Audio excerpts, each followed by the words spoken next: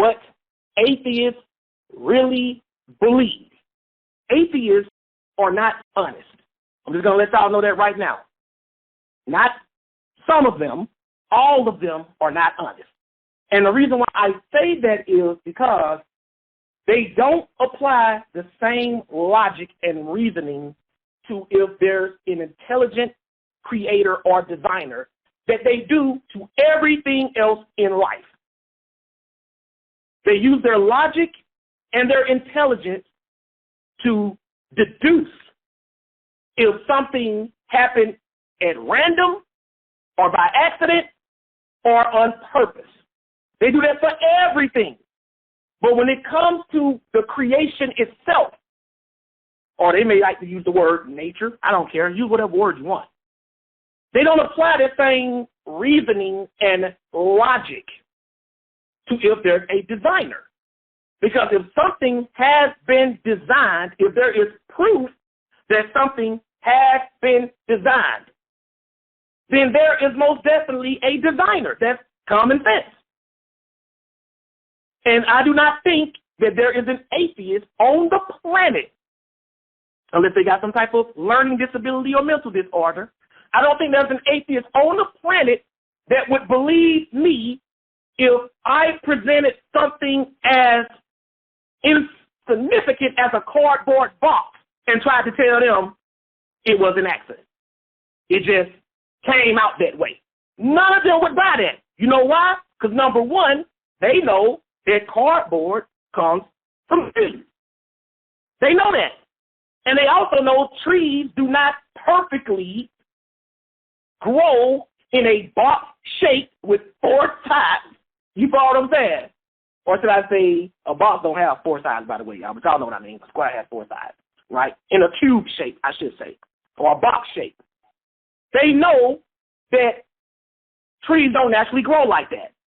And if I took an atheist and tried to convince them that I went out in the woods and I saw a cardboard box and bam, that's just how I grew. They would think I'm insulting their intelligence because I would be. But why would they think that? Because not only do they know that doesn't just naturally happen, they also can see that cardboard boxes serve a purpose. They hold items. So where there is purpose, there is design. And where there is a design, there is a designer.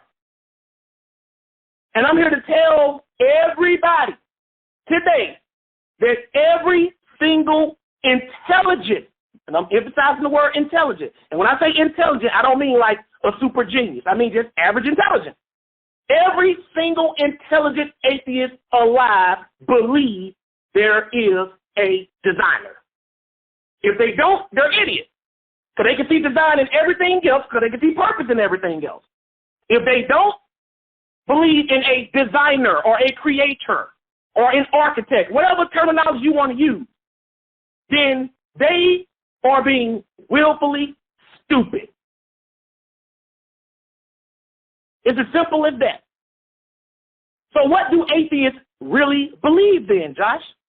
They believe there's a God, a creator, a designer, but what they don't believe is that he's going to hold them accountable. That's what atheists really believe.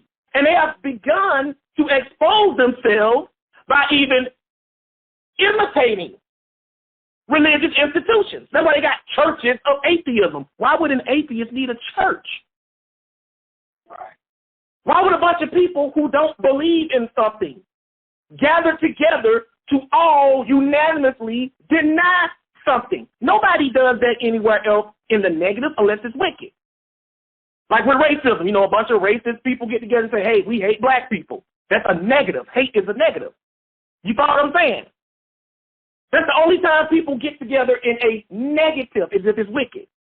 So why would a bunch of people who don't believe in something feel necessary to come together and all deny it collectively? Because they don't really deny the existence of a creator unless they're literally stupid. I'm going to show you why I'm saying that. They only deny accountability. In other words, they have deceive themselves into believing. Somebody put this here. That's the true part about it. That's not what they're deceived about. They like, somebody created all of this, or somebodies, or aliens, or whatever. Somebody put this here. They're not dumb, y'all. And if you corner a sincere atheist, and some of y'all have, they will admit, we believe that somebody created this. We just don't think it's the God of the Bible or the God of the Quran. We just think somebody created this bad boy, or somebody's or something created it, and he left it. He don't care anything about it. He's not paying any attention to it. He's not intervening. He's not getting involved. He's not going to reward us. He's not going to punish us. That is true atheism. No atheist can deny that, because if you try to come on this stage as an atheist and tell me you can't see purpose and design in this world, in anything, you are an idiot. You are plumb stupid. There's no helping you. I don't want to talk to you. And all I have to do is show you 2 times purpose and design. What? 2 times, Josh? Or actually a minimum of 2. Why, Josh? Because if something happens at random or by accident, that's an incident. If it happens again, that's a coincidence. But anything more than that, you're dealing with reality. You're dealing with plan and intention. Like I'll give a perfect example. If me and Kevin were walking somewhere together and I bumped into Kevin, Kevin don't think I'm a malicious brother trying to hurt him. He'll say, oh, there was an accident. So we're going to record it as an incident. If I do it again, Kevin might say, Josh, you're a little clumsy, bro. You might need to learn how to walk. And then I'll deny that, bro. I'm not clumsy. I know how to walk. And I didn't trip or anything. So he'll say, okay, maybe it was an accident again. That's a coincidence. But if I do it the 3rd time, Kevin ain't going to be like, well, Josh, you just keep accidentally bumping. At some point, he's going to think I did this on purpose. Anybody would think that. But with atheists, you can show them literally countless times in nature that things and humans have purpose in their design and even in how they move and interact with each other. You can show that countless times, and the atheist in his self-delusion will say, nah, I think all of this happened at random. I think it was an accident. Let me tell y'all something, and you don't have to be smart to know this. Something that accidentally happened cannot give birth to purpose, to plan. Science will tell you that. If I can show you purpose in anything, in you, in your body, in your mind, in nature, something, and purpose just simply means it serves a purpose. If I can show you that, then that means if there's a purpose, that means there's a proposer. That means somebody proposed that purpose. If I can show you that, then you cannot deny that there's a creator, a designer who's intelligent, because if we have some kind of purpose or our body designs have a purpose, that means somebody intelligent made it that way. You can question and challenge the level of that creator intelligence all you want. I don't care. But you cannot deny that there is an intelligent being behind what we have here today that we call the world and the universe. You can't deny that because you don't deny it in things less than that. You're going to deny that the sun and the moon has a purpose, but you're going to accept that a cardboard box does? How insignificant is a cardboard box compared to the sun or the moon, y'all? And the atheists will jump up and say, nah, that just happened to happen. And we're going to show you what the Bible says about that. They'll say there was an accident. There was a random act, big bang, bam, there go your sun and your moon. Even though they can see the purpose in the sun and the moon. They'll say, no, there was an accident. But you show them a freaking cardboard box. You can show them something even more insignificant. You can show them a paper clip. And they can see design in that and purpose. paper clips hold paper together. They clip paper together. You can see that. But all your science hasn't revealed to you the purpose of the sun and the moon. And yes, scientists have discovered that the sun and the moon got a purpose other than what we obviously see. So when I deal with atheists, atheists don't really deny God. Y'all don't let them fool y'all with that. The only ones that really deny God are the ones that are literally stupid. They all know they have just been deceived by the devil, like many other people have, and they have deluded themselves into believing that there's not actually a creator. They don't really believe that there's not actually a creator, just that he's not going to do anything. That's what atheists really believe. First, I'm going to tell you, and then I'm going to show you. That's what they really believe. So first, we're going to go by doing something very basic. We're going to look up the word atheist. And we're going to look this up in Oxford Language Dictionary. Let me pull this up. For some reason, I closed it out. I got a lot of stuff open. Here we go. This is Oxford Languages for atheists, right? And we're going to look it up in two places. It says atheist, a person who disbelieves or lacks belief in the existence of God or God. That's what they say an atheist is, right? That's what atheists say. They say, I don't believe in a God. I don't believe in God, deities, spirits, demons, angels, none of that, right? But do you believe in a creator or a designer? No. So you don't believe in a creator or a designer, even though you can see evidence of design and purpose in the creation itself. Because like I said, you cannot have purpose without somebody proposing something. You cannot have that. Proposal cannot come from nothing. The very word proposal indicates intelligence. Y'all understand that? Everybody with me so far? Yep. This is not hard. Atheists are liars. They know there's a creator. They know there's a God. But what they really believe is that he's not going to hold them accountable. And that's why they do wicked stuff. Or they believe he's limited in his power. But they know he's there. They know something is there. If you corner one and they're honest and you start breaking down what I'm going to show y'all today, they will admit it. They know this wasn't no accident. They know that. Just like the example I gave with Kevin. They know that it's too many instances in creation for this to all be a coincidence. They're not stupid. Because if they were that stupid, they'd be broke and homeless because people, they'd have tricked them into believing anything. They know that it's common sense. This is why in the Bible, y'all, and I'm going to show y'all this, there is never anybody, prophet or apostle, ever sent out to convince people that there is a creator. Not one time in the Bible, ever. Because in the ancient world, it was a given that there was a creator. Even in the book of Genesis, when you open up the book of Genesis, it doesn't open up first trying to prove to you that there is a creator. If you read the book of Genesis, you will notice that it's written to a people who have already accepted that there is a God. Have y'all ever noticed that in any passage in the Bible, there is never any book that opens up trying to prove to you that there is a creator? Y'all ever noticed that? Even in Acts chapter 17, they knew it was a creator.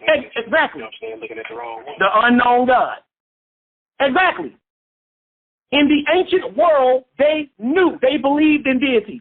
Now, there were people in the ancient world that tried to start denying the very existence of God or gods, but they were few in number, and they were often ridiculed, and rightly so.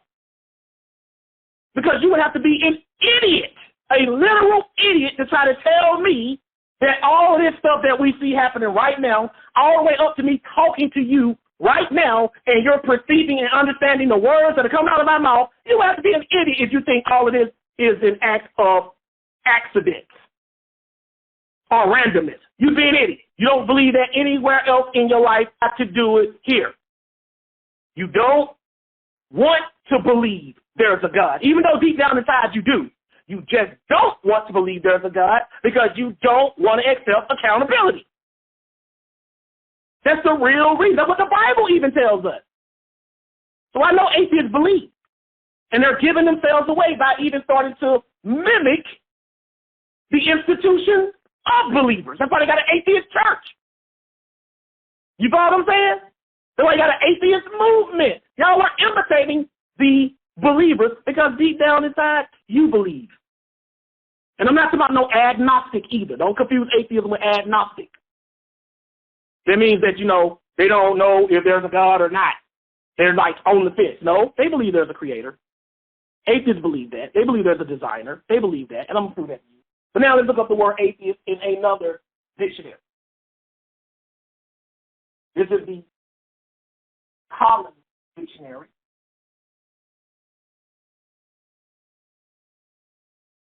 And this is at collinsdictionary.com. Real easy to find. Look what it says. Atheist. A person who believes there is no God.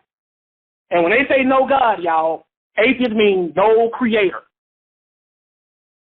No spiritual supreme being. No intelligent designer. That's what they believe, right? Then it says, it's a note. It says, an atheist rejects all religious beliefs and denies the existence of God. Then it says, an agnostic questions the existence of God, material proof, and an unwillingness to accept supernatural revelation. So they say in the app, this is what agnostics do. It says, they question the existence of God, heaven, etc., in the absence of material proof. When they say material proof, they mean material proof of God himself. But we're going to show you in the Bible that the material proof is the creation itself. So it really doesn't make sense with an agnostic material proof. I need to see him himself. I need to touch him. Oh, really? So if I took you back to your house and I opened up your garage and you had a brand new 2022 Mustang sitting in your garage, you mean to tell me you have to see the actual people that put that car together before you believe there's a designer? You actually got to touch them, look them in the eyes before you believe that? No. Because Mustangs don't just pop up. You also can see purpose in its design. It has a gas tank to hold gas and fuel the vehicle. It has a battery to power the vehicle. You see how y'all can see the purpose of all of this stuff? It has gas pedals. It has a brake pedal. And if it's a stick shift, it has a shift paddle. It has all of that stuff. See, that's why I say atheists are liars. Because with everything else in the world that they can clearly see design and purpose, they don't require material proof of the actual designer or designers. They just use common sense. Hey, I know I can see the purpose of this. Somebody intelligent had to do this. Because I can see the purpose. I can see the purpose of the wheels. I can see the purpose of the headlights, the windshield wipers. So you see intelligent design. But when it comes to the very human kind itself, you can't see purpose or design anywhere. Even though science has discovered that the purpose of your heart is to pump and regulate your blood. Even though you can see that the purpose of your lungs is to help you breathe and regulate your breathing. You can see purpose all up and through yourself, but you don't see anybody proposing you. And you got your proposal in the book of Genesis. When God said, let us create man in our image. That was the proposal. See, God proposed it, and then he did it. So I don't really like dealing with atheists because they are liars. They're not being real. For you to just be like, oh, there's no creator at all, no intelligent designer, you're an idiot or you're a liar. You pick. I'll let you pick which one you are. But I'm going to tell you right now, I don't want to deal with any of them. I don't want to deal with a liar, and I don't want to deal with an idiot. But look what else it says right here. It says about the agnostics in the absence of material proof and in unwillingness to accept supernatural revelation. Deist, a historical term, was applied to 18th century rationalists who believed in God as a creative moving force, but who otherwise rejected formal religion and its doctrine of revelation, divine authority, etc. And it goes on to give all these other things because atheism has become so blurred, y'all, that it's been confused with a lot of other stuff. So now when you just go look up the word atheist, it throws a lot of stuff in it with it to let you know it don't mean the other stuff that many people think. But I'm here to tell you that atheists really do believe in a creator. They believe in an intelligent designer. There's no way they can't. Y'all don't believe me? Y'all get one of them here on the stage, and all I got to do is ask one simple question that your 5-year-old child can answer. And that is, what's the purpose of your eyes? Somebody got to answer them. What's the purpose of your eyes? Oh, to see will. Oh, so you see purpose in your eyes then. If there's a purpose, there's a proposer. Plain and simple. If something got a purpose, somebody proposed it. There's no getting around that. Don't start trying to redefine terms and try to make exceptions to the rule when it doesn't fit your worldview. If it's a purpose, somebody proposed it. Something proposed it. Something intelligent with the ability to think and make proposals. They don't want to go that deep with it. You follow what I'm saying? They know that. I'm going to show you in the Bible that this is how the Bible defines true atheists. When we read Psalms 14, it says, the fool have said in his heart, there is no God. I'm going to show y'all what that really means. It doesn't mean that they really don't believe there's a creator. It doesn't mean that.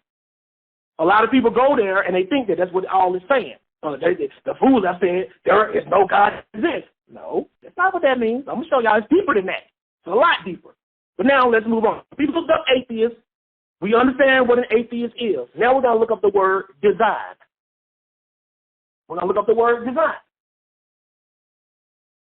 Because see, they want to play games. We're going to say in the college, let me see what I'm pull this up. Got a lot of stuff open here. So I got to open this back up then. Okay? We're going to look up the word design.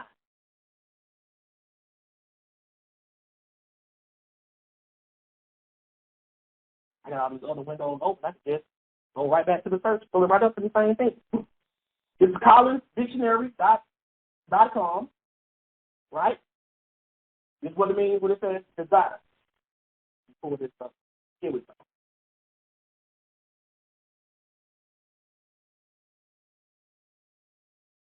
And we're going to read all 5 definitions. All 5. This is what it says on design. It says definition 1, to make preliminary sketches of sketch a pattern or outline for plan. So that's talking about like a blueprint or something, right? Or a picture. That's getting more into like art and construction. But now definition 2, the general definition of it. To plan and carry out, especially by artistic arrangement or in a skillful way. So notice it has the word plan in there. Make a note of that. Because where there's a designer, there is a design. And if there is a design, that means there is a plan for that design. And if you can see what the plan is, then you have just confessed there is a designer who planned it. See, when you're dealing with an atheist, they got to play stupid. They got to act like they're completely dumb in order to run away from this. Don't tell me you see the purpose, but you can't see the proposer. Don't act like you can't see that. Y'all understand what I'm saying? Definition 3. To form plans, etc., in the mind. Contrive. If you're forming something in your mind like a plan, that means you're intelligent. We're just looking up words. Y'all know that's all we're doing. We're just looking up words, and they use these words themselves. But I'm going to show you how deceptive they get. Because they know. They know the truth just like you know the truth. They know there's a God. They know there's a creator. They know that. But they have deluded themselves into believing he's not going to hold them accountable for what they do. That's all atheists really believe. I can corner any atheist who's honest and just ask them, do you see a purpose in anything about the human creation? Just the body. Can you see the purpose in your feet, in your fingers, in your ears?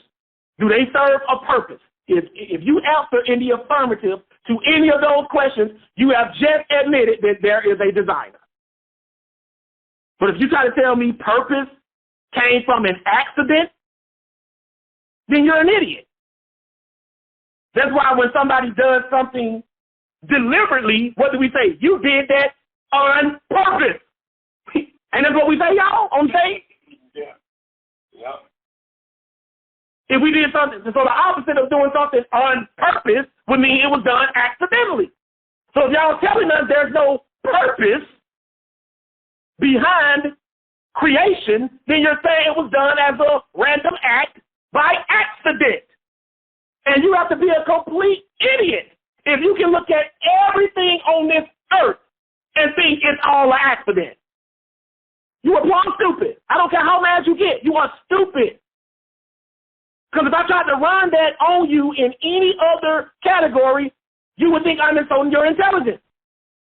Like if I brought you that new Mustang in your garage. You're like, oh, Josh, you got me this new Mustang. Nah, man, it wasn't me. So was my other friend, my wife? Nah, man, we all came home one day. We had a camera on the outside of your garage all night. The garage door went down, came back up. We all standing outside the garage, got it surrounded. We opened the garage door in the morning, brand new Mustang standing right there. Just sitting in your garage. You ain't going to believe that. As an atheist, you would not believe that. You're like, nah, man, you lying. Somebody put that there. Okay. I drove it here, bro. I'll admit that. But nobody created it. It just is. It just popped up. You're not going to believe that. Stop insulting my intelligence. Well, brother, how do you know it didn't just pop up?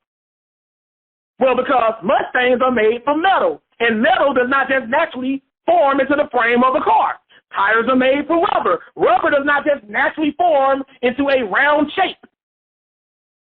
You see how when you start dealing with them on an intellectual level, they start explaining to you why it had to be designed. But then I apply the same thing to the human body, showing purpose. Oh, no, that was an accident. Get out of here, man. You full of it. I show you other stuff in nature. You full of it. Scientists came up with a process known as photosynthesis. It's supposed to explain how light from the sun helps plants grow. I'm still trying to figure out why does light from the sun help plants grow? Why did nature decide that plants need sunlight to grow?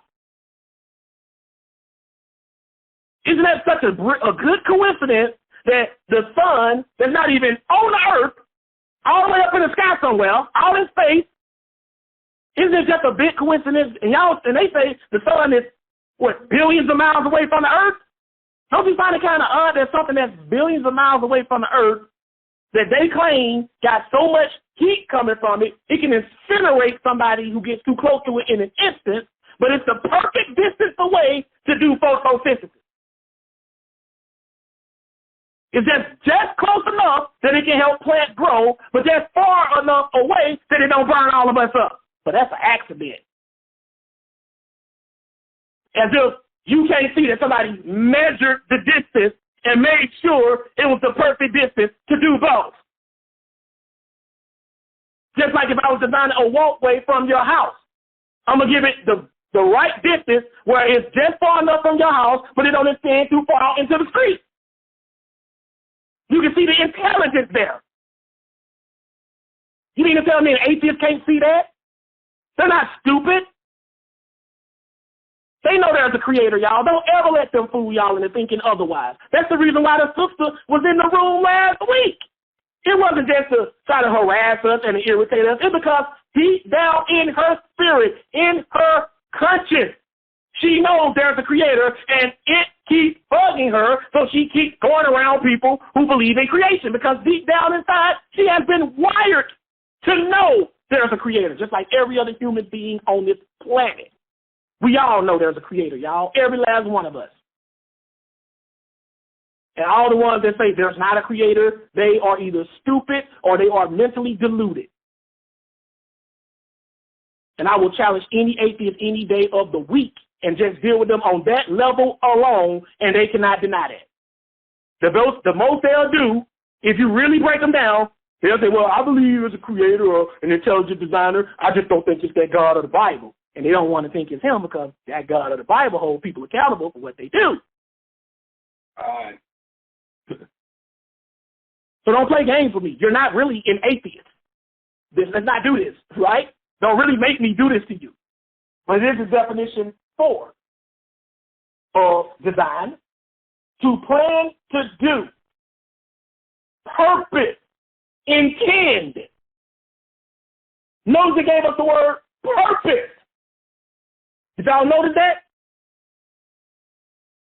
Yeah. It gave us the word purpose. There is a purpose, sisters and brothers. And where there's purpose, there's a proposer. There is a proposer. You can't have it both ways. You can't tell me you see the purpose of anything in the human body or on the human body and tell me there's not a designer if it has a purpose. Well, evolution is the answer for that. So evolution had an intelligent designer behind it, because why is it that if it's all random, why did it randomly chose to do what benefits us?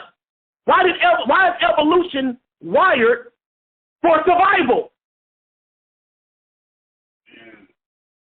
You can't explain that.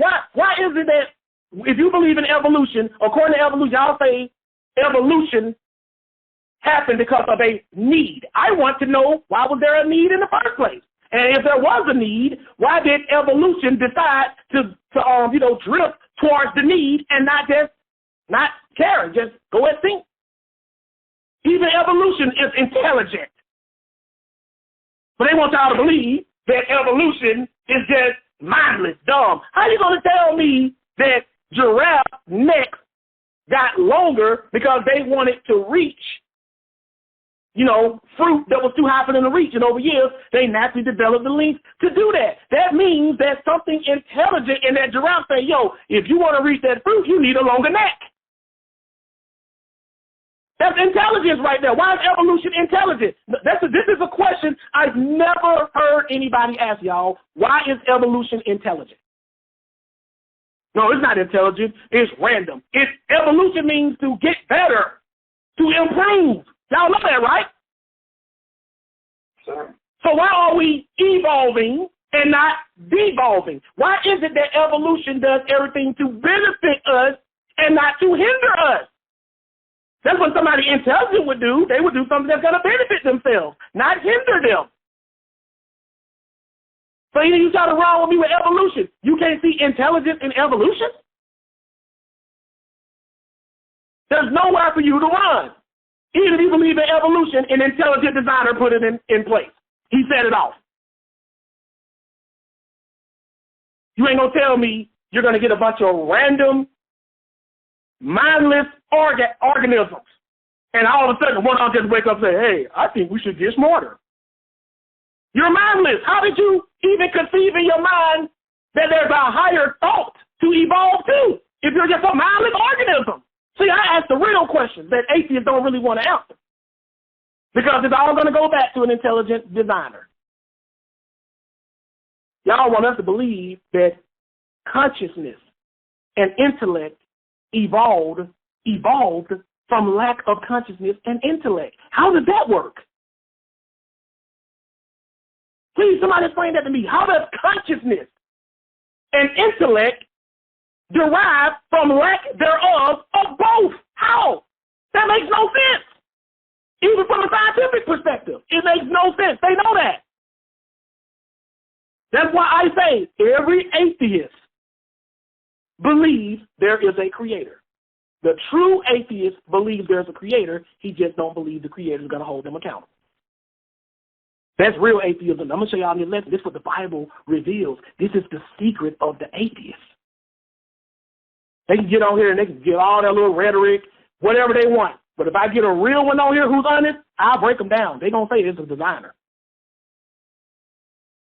I'll break them down. You're going to make them do it. They ain't got no choice or to concede that they're idiots. But watch this now. Now we're going to get all 5 definitions. Now, notice one of the words he gave us was purpose. I'm giving y'all all of this before we get heavy in the scriptures. So we're going to get heavy in the scriptures, right? We're still in collinsdictionary.com. And we're going to look up the word purpose, right? Look what it says. This is definition 1. To intend, resolve, or plan. Notice that word plan came up again. It came up in the definition of the word design, right? To intend, resolve, or plan. Definition 2. Something one intends to get or do. Intention, aim. Something one intends to get or do. That's the same as that proposal, right? Definition 4. The object for which something exists or is done. End in view. I like this one. The object for which something exists or is done. It's like the reason. Right? So if it has a purpose, and when I say a purpose, I don't mean like necessarily on a philosophical level, which we're going to get into that too. I mean general. If it has a purpose, if I can pull you to the side and I ask you, what is the purpose of you sneezing or coughing? And you say, well, we cough to expel foreign material from our bodies. That is correct. But why does the body expel foreign materials from it? Why does it feel the need to do that? Why is there something known as a cough or a sneeze? Oh, because the coughing and the sneezing, it expels foreign bacteria and germs from your body. Why does it do that? So you won't get sick. Or if you are sick, that's his way of trying to heal you. Why does the body want to heal? Why does the body always do things that drift toward improving itself? Why does it naturally do that? I know there are incurable diseases and stuff like that that the body can't fight off, and even with the incurable diseases, your body still attempts to do it. It just can't win. Just like if you're fighting out in the wilderness against animals, you might attempt to fight them off, but you might still lose. My question is, why do you attempt? Why the instinct to survive? Nobody can explain that without a creator. That's a purpose. What is your purpose? What is your body's purpose when it does these things? When you cough, when you sneeze, it's surviving. You mean to tell me you're an atheist and you can't see the purpose of a sneeze or a cough? You can't see why you have boogers in your nose? Y'all know why we have boogers in our nose? It's to collect germs, and then you blow the mucus out to get rid of the germs. This is why no matter what you do, your boogers always come back. You never pick your nose and that's it. No more boogers for the rest of your life. It keeps coming back. Mucus serves a purpose. You can see purpose all around you, but it's an accident. Get out of here, man. You're an idiot, or you're lying to yourself. You know there's a creator. If I can show you purpose, don't play with me. Don't tell me there's a purpose, but nobody proposed. You follow what I'm saying? It's like you propose to a woman. What's the purpose of proposing to a woman, Kevin? To do what? To get married. To get married.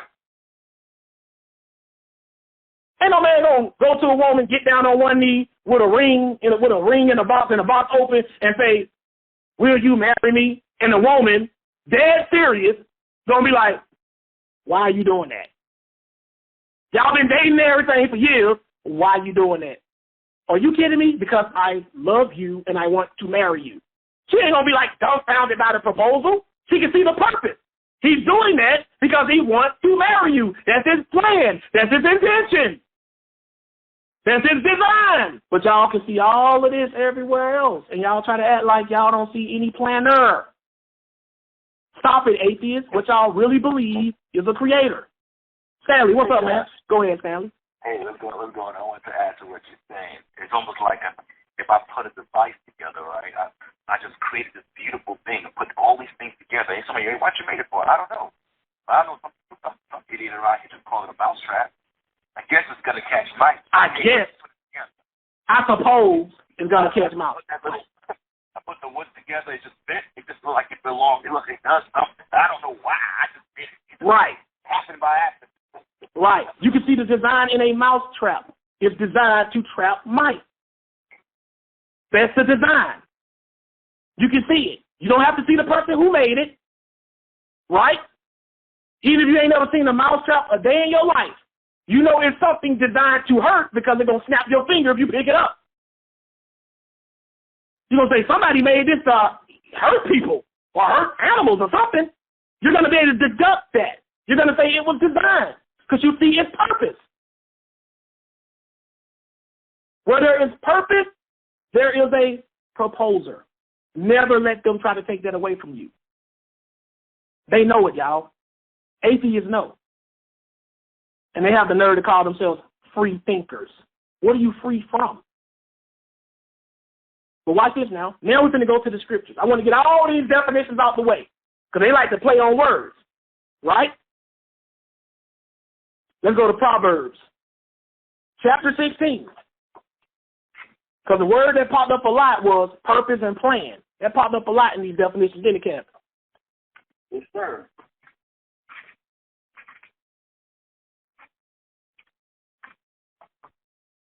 Y'all believe in a creator. Y'all believe in an intelligent designer. I know y'all do.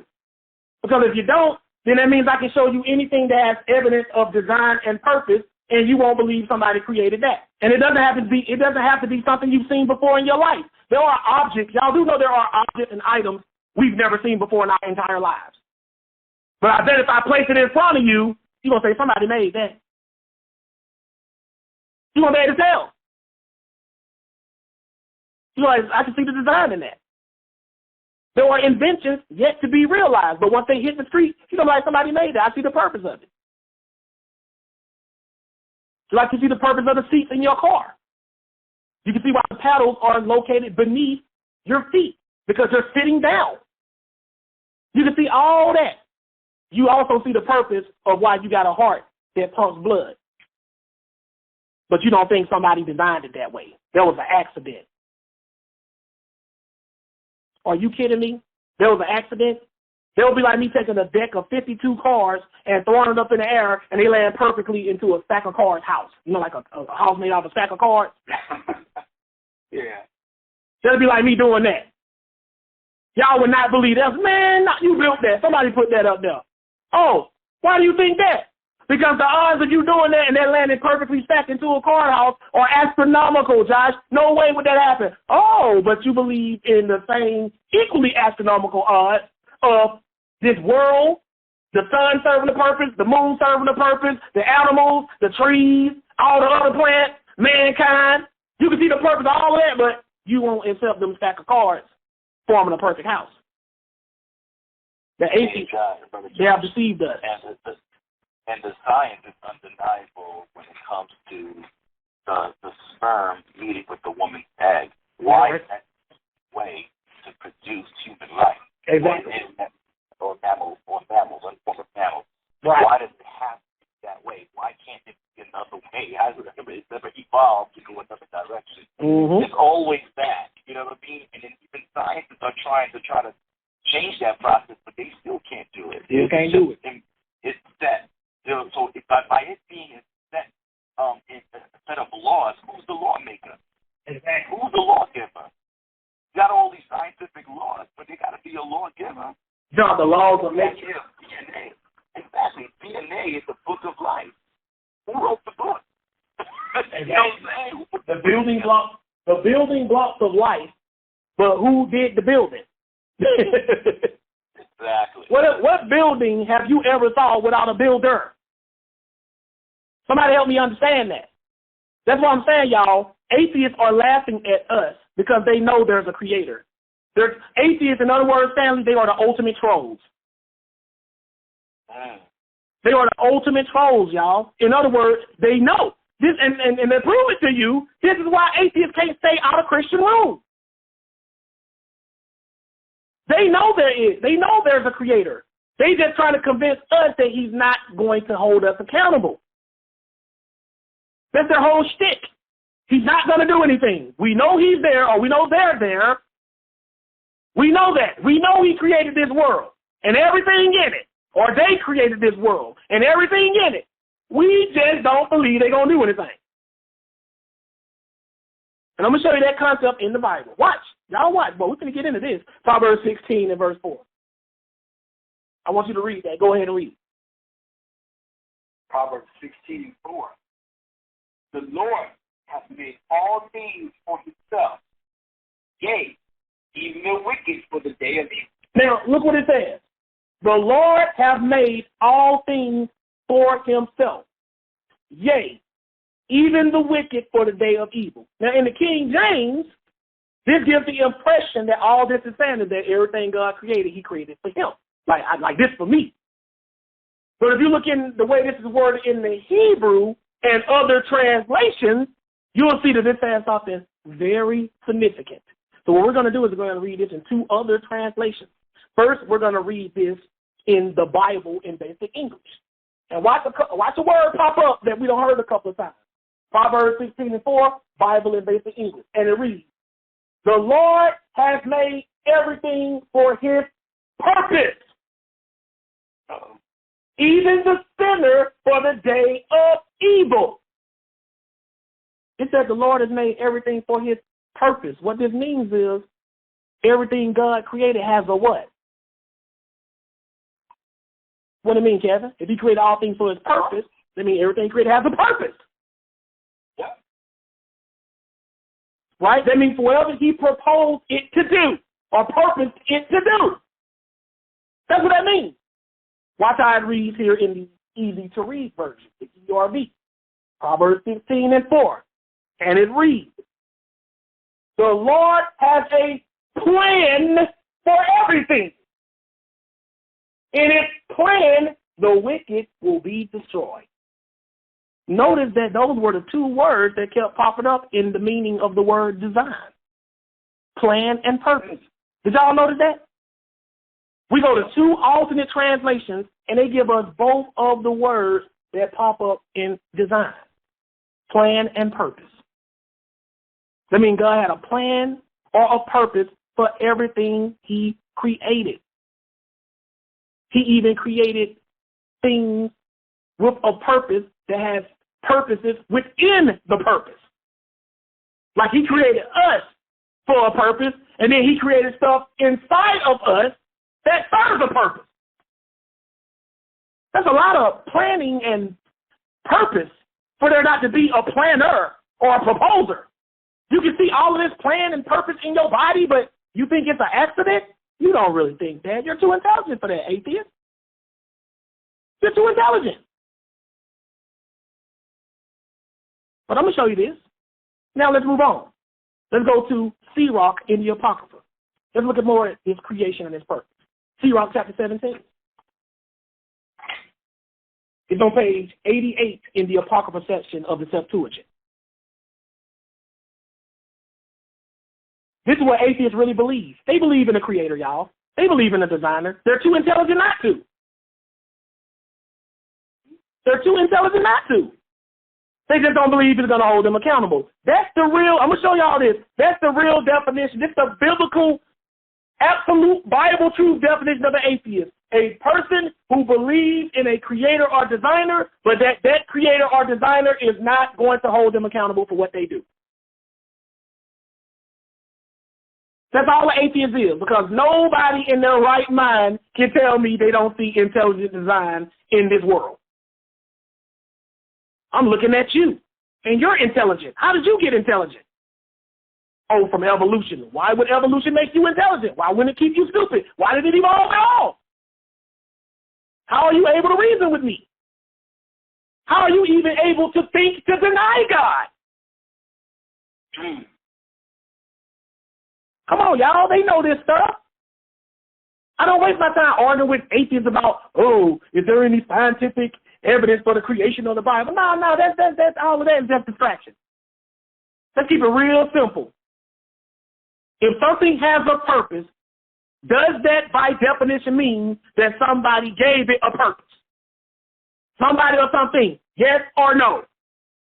Keep it real. Well, yeah, game, set, and match. Why are we having 3 hour debates about this? Game, set, and match. I don't want to hear nothing else. Because anything else is you trying to redefine what words mean and how things work. You cannot do that. Why is it that when newborn puppies are born, the mother will literally eat the placenta off the puppy? Why don't the mother just leave the puppy covered in placenta? Why is it cleaning the baby after it's born? What made it do that? What made that mother dog say, hey, I think I need to clean this baby up. It's covered with placenta. What made the mother lie on his side and let the puppy suck on the bottles? There was an accident? Why is there milk in the bottles for the puppy? When you're first born, you're hungry. Everybody knows that. That's the first thing they do to a newborn baby after they clean it and swaddle it. They feed it. I'm trying to figure out why is it that it just so happens that the first thing you feel when you're born is hunger and there's some milk already prepared in the mother's breast and you don't see intelligent design there? You do. Stop playing games. You see it. There's no such thing as an intelligent atheist. as a stupid atheist. There's no such thing. Unless you're actually stupid. That's what I mean, unless you're actually stupid.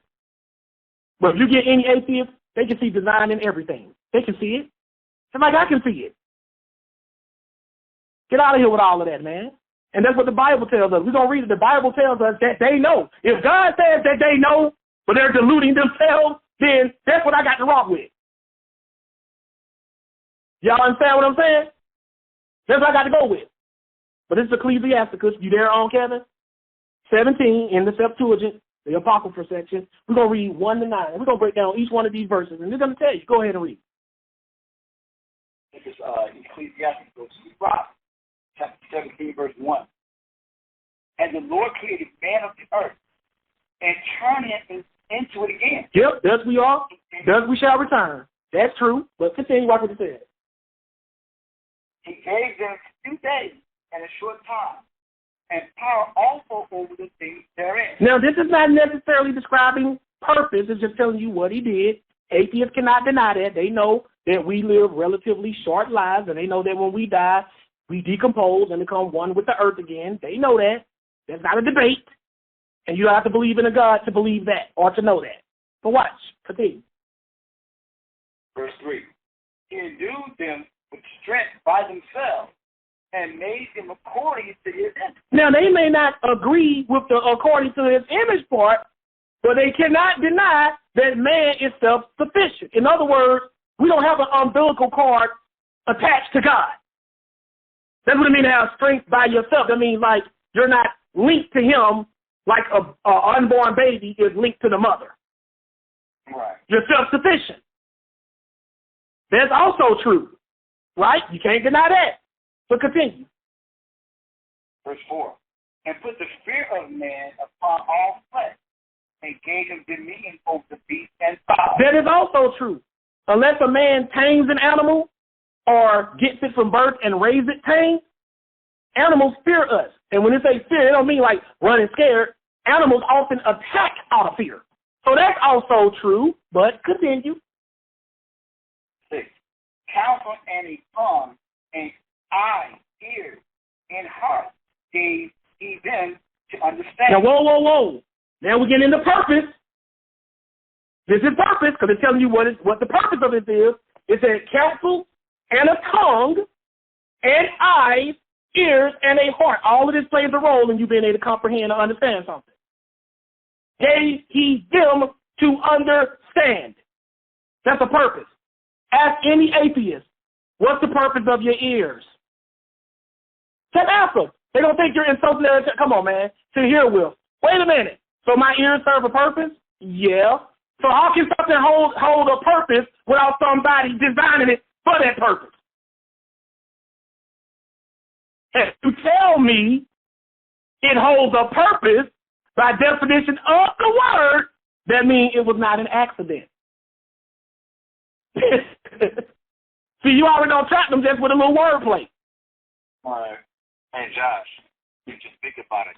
Well, technically speaking, if it's to hear, all we need is one ear. One ear is good enough to hear anything you need. Mm-hmm. But why do we have to have one on each side?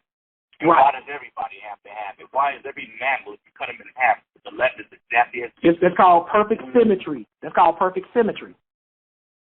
And that's what we are. We are symmetrical creatures. All that means is if you fold us straight down, unless you're deformed or something or had an injury, everything will perfectly match. This is the reason why. Do this one day. If you have a standing mirror, stand on the side of the mirror, right, where only half of your body is being reflected. And if you look at that mirror, it'll be like that's your whole body because it's perfect symmetry. So he made us symmetrical, which is a form of design. Anything that's symmetrical, any atheist will tell you absolute proof of a designer. But notice that ears. He said a heart. In the Bible, heart often is used synonymous with like your thoughts and your mind. Right? All this has a purpose. If it has a purpose, sisters and brothers, then it was done on purpose. And if it was done on purpose, that means it was not an accident. And if it was done on purpose, that means somebody planned it that way. Like I said, get any atheist and ask them, does anything on your body have a purpose? That's all you got to do. And if the answer to any one of those questions is yes, you just admitted that there's a designer. Because accidents do not breed purpose. That's not how it goes. If me and Stanley is driving, right, and I'm driving drunk, and I crash into Stanley, that was an accident. That does not lead to any purpose. Like, there was just a random act. Now, Stanley may react to the accident by, suing me and my insurance.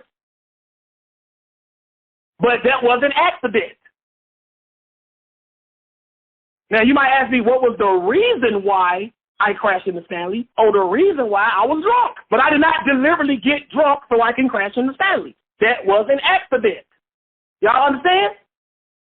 But if I deliberately try to crash into Stanley and Stanley says, Josh, you did that on purpose. Now the question is, what was the purpose? To injure or kill Stanley. You see how when you just use simple words, atheist it's gone. It breaks down. Don't tell me anything on my body serves a purpose, but I'm an accident. You follow what I'm saying?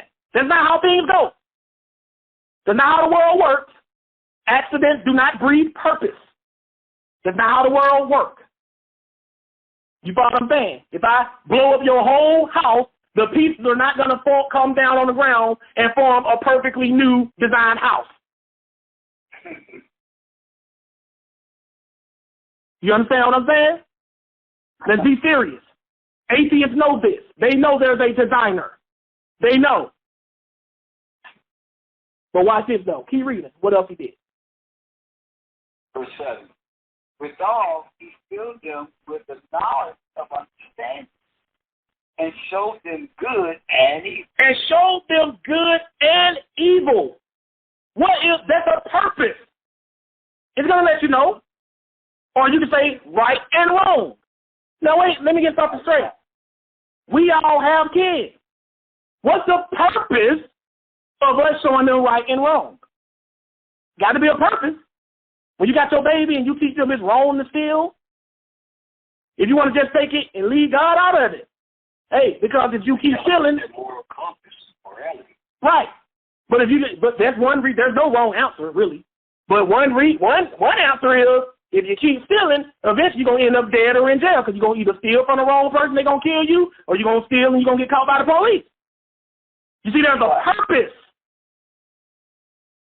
So if we have a morality in us, and all of us do, even atheists will admit that, what is the purpose of having morality?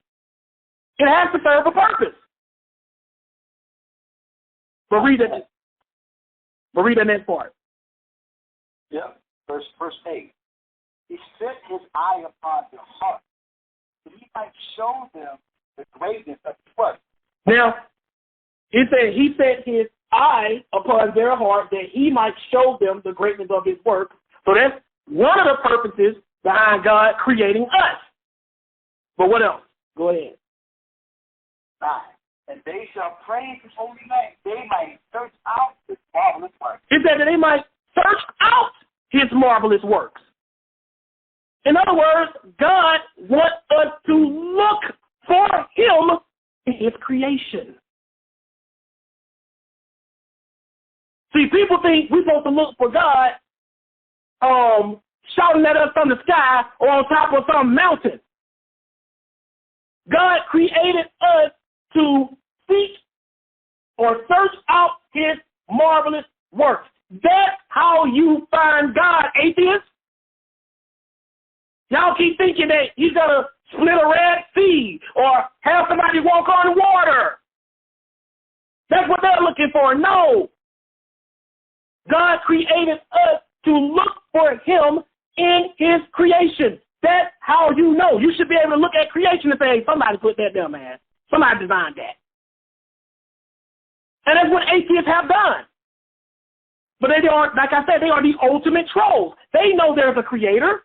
They've already found them. Some of them found them before we did. See, we took a more of a roundabout way to find the creator. You know, like maybe we had to go through a tragedy in life. You know what I'm saying? Or maybe we got in trouble one too many times with the law and we found God in jail or something like that. See, that's the way most of us came across. Or maybe we were just raised up in church. Who knows?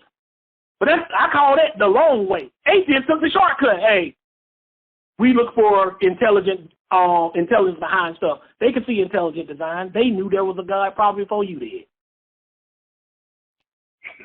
But they want to convince you that he's not going to do anything.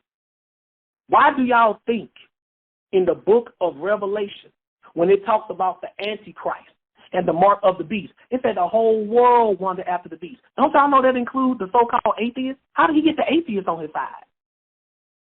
Right. How did he do that? Oh, it was the signs and miracles. Nobody could deny that, but they already knew there was a creator. They always believed that, y'all. Only thing they're getting tricked into is that it's him. Ain't gonna be no atheists running around, nah, man, I don't care what he did, that's still like the creator. No, they're gonna fall right in with everybody else because they know there's a creator. It's like he's telling y'all, atheism is a belief system. It is the belief that God does not care about us or what we do. That's what it is. They have been disguising it as denial of the existence of God itself. And some of them may actually affirm to that, but if you really break them down and make them think about it, they'll admit, oh, yeah, somebody put this here. It's only logic. Y'all supposed to be the most logic and rational people around. So when I hit you with logic, you need to stay with me. So they know there's a designer, they know there's a creator, yada, yada, yada. They just hold the belief that he does not care or he doesn't know everything or he's not watching. But they know somebody did this, y'all. Don't let them trick you. And the ones that claim they don't know or don't believe that, just start hitting them with these words: purpose, design. Ask them a little simple question. Can something have a purpose without somebody giving it a purpose or something? Well, no, of course not. You got to have somebody proposing it for it to have a purpose. And I'm not going to accept it just is. Get out of here with that. If you can get away with it just is, then I should be able to get away with why you think there's a God, because there just is. You want to accept that from me, so don't try to hit me with it just is when I ask you a question. Keep them honest, right? Read verse 9 if you ain't already read that. Read that. Oh, you already read that, right? No, read verse 9. Read verse 9. Want to read it again? Yeah, no, that's okay. I'll just make sure you already read it. Okay, now, still in the Apocrypha, let's go to 4th Maccabees, chapter 1, and verse 1. Let me show y'all something else. We're going to get real deep with this, y'all. See, I'm tired of these people playing with us because that's what they're doing. They're playing with us. They're the ultimate trolls. They've even gone as far as making a church of atheism. How much obvious are these atheists making it that they believe in a creator? They even got a church. Right. Y'all, the only difference between you and us is that y'all think the creator is not going to do anything, is powerless to do anything, indifferent to what we're doing. But you know there's a creator or creators. You know that. And you know because you're not stupid. You can see evidence of design. You can see purpose. Don't act like you can't. You would have to be plumb stupid not to. You have to be a blithering idiot to not see that. I remember one time when my son, Johnny, I think he was like 4 years old. You know what I'm saying? And we used to play like with stuffed animals, pretend like they were talking and stuff, right? And we really get into it to the point that I started to wonder if he really believed these things are alive, right? And one day I tested him. And I think he had just woke up from a nap or from the other night, and I put one of his little plushes or stuffed animals in the bed with him. And he knew before the night before that it wasn't there. And he was like, Daddy, where did this come from? I said, I don't know. I think he just got up on his own and just came in and laid down next to you. 4 or 5 years old, my son said, you put him there. 4 or 5 years old. I'm not even playing. Wasn't even in school yet. Because my son didn't start school till he was 6 because his birthday come late. Wasn't even in school yet. Use deductive reasoning. We played with those stuffed animals together enough for him to realize that those things don't move unless we make them move. So even though he didn't see me move it and put it in the bed with him the next morning, he was not buying that he got it up and got in there by himself. Right. 4 or 5. And you trying to tell me grown men and women who are atheists, they need to see proof that God actually made us and nature, even though they can see all the evidence of design and purpose in it? Come on, y'all. It's the same kind of deductive reasoning. My son did not have to see me put that stuffed animal in his bed. But he knew how these things work. Hey, I ain't never seen it jump up and move by itself unless you or me were moving it, Dad. So if it got in his bed, you put it there. And he didn't even assume that Big Baby or anybody else did. He knew I did. He said, no, you did it.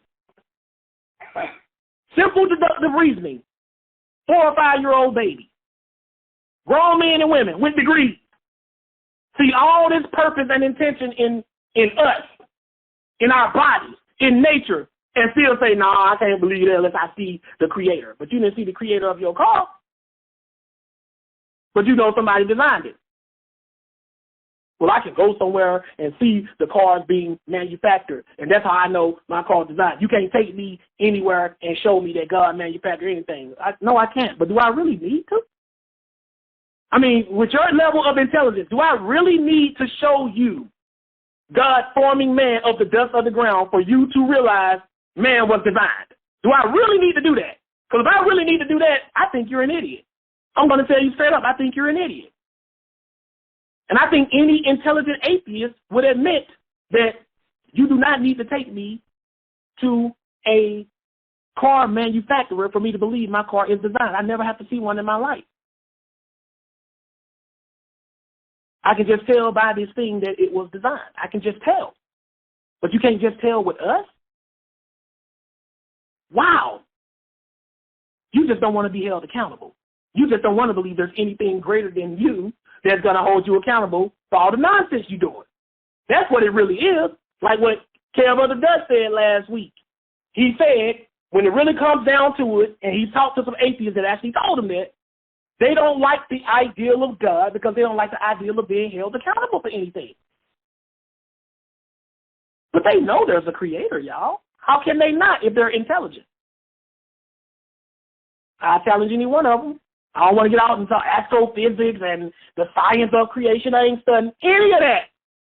Just answer one question. Can you see the purpose of anything on or in your body? Can you see the purpose? Yeah, game over. I don't want to talk to you no more because you can't have purpose without somebody giving it a purpose or something giving it a purpose. That's the very definition of purpose. You can't make purpose mean it just is. That's what they're making purpose mean, y'all. It just is. When you got to start redefining words and making up your own definitions, you've already lost the debate. You've already lost. But check this out. 4th Maccabees, chapter 1, verse 1. And that's on page, let me make sure I get here with you. 4th Maccabees, chapter 1, verse 1. 227. You said 220? Oh, yo. You know what I'm in, man? I'm in 2nd Maccabees, chapter 4. I'm in 2nd Maccabees, chapter 4. The IV needs to be in front of Maccabees, don't it? I'm with you, though. 227, verse 1. You good. 4th Maccabees 1 and 1. Go ahead. As I am going to demonstrate a most philosophical proposition, namely that religious reason is the absolute matter of the passion, I will really advise you to give the utmost heed to philosophy. Now listen to this, right? And see, I done read this to y'all many times, but one thing I've never done is gotten to what this word philosophy means. He said, the author of Maccabees, as I am going to demonstrate a most philosophical proposition. In other words, I'm proposing this to you from a philosophical standpoint of view. And philosophical means, he says, namely that religious reasoning is absolute master over the passions. In other words, your religious reasoning, the reasoning that you get from your religion, or your rationale, or your logic, that's what he's talking about, right? Is absolute master over the passions. That means your emotions, right? I would willingly advise you to give the utmost heed to philosophy. And he's talking about his philosophy. But what does philosophy mean? What we're going to do is go online and we're going to look up philosophy in the New World Encyclopedia. And we're going to go to newworldencyclopedia.org. I want y'all to pay attention to this. newworldencyclopedia.org on the philosophy. And this is deep. This is getting even deeper. Now, check this out. Look what it says. Philosophy is the systematic study of the foundation of human knowledge with an emphasis on the condition of its validity and finding answers to ultimate questions. And the ultimate question is there a creator? We all know that. Running in second is like, what's the meaning or purpose of life? That's a close second. But we all know the ultimate question of mankind is there a God? We know that, right? Look what else it says. While every other science aims at investigating a specific area of knowledge, such as physics or psychology, philosophy has been defined as thinking about thinking. So philosophy is all about thinking, right? That's why these atheists come out and they're free thinkers. They're not free thinkers. They're actually very closed-minded because you don't even want to deal with logic. But watch this. At the same time as expressed by its Greek etymology, philosophy is the love of wisdom. That's originally what philosophy means, y'all. The love of wisdom or the love of knowledge. That's what it means. When you say you're a philosopher, that means you love knowledge. And knowledge equaled truth in ancient times. That's what it equals. But watch what else it says right here. Traditionally, at least, it is not the pursuit of knowledge for knowledge's sake, but rather the attempt to discover the meaning and purpose of existence. So what was traditionally, originally, philosophy about? The attempt to discover the meaning and purpose of existence. Y'all see this? Mm-hmm. Purpose. If there's a purpose of existence, or you could say a point, somebody had to give it a purpose. You can't have a purpose without somebody setting up the purpose. Right? But watch this. It says, including through intellectual means, meaning we're having an intellectual discussion, right?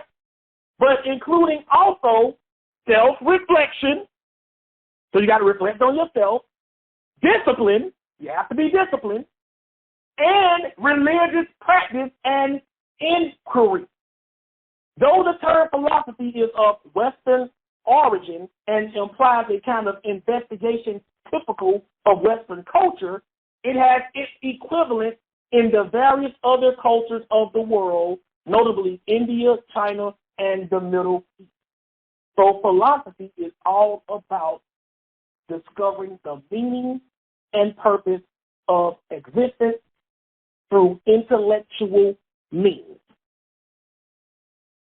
Through intellectual means. What's the opposite of an intellect, Kevin? Or an intellectual? What's the opposite of an intellectual?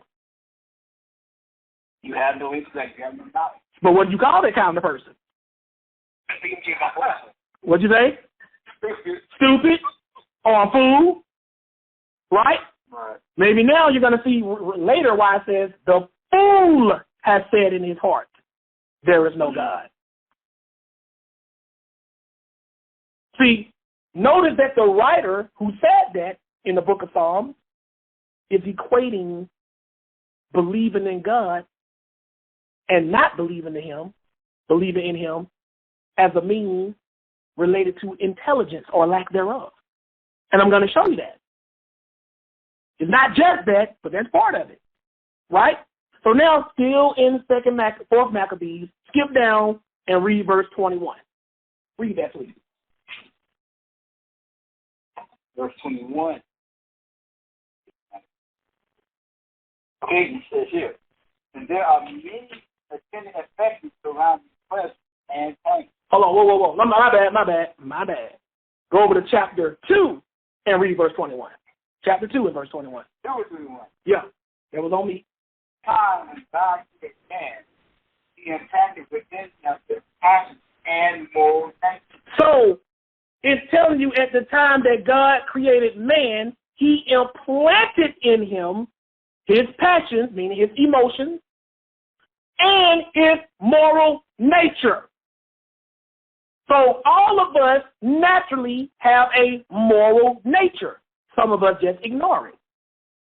This is the reason why if you do something bad to somebody, nobody has to come back later and say, Kevin, that was bad, to make you feel bad. You naturally feel bad because you have a conscience. We call it our conscience. But what's the purpose of a conscience? If I do something bad to somebody and my conscience makes me feel bad about it, the purpose of the conscience is to let me acknowledge the wrong that I did. And that wrong feeling naturally won't go away, if I pay attention to it, until I try to make things right with the person I have wronged. So morality has a purpose. Atheists can see that. They see that morality has a purpose. But they don't believe somebody set the purpose in motion. Nobody implanted that in you. No. But now let me show you something else. Let's go to Psalms 89.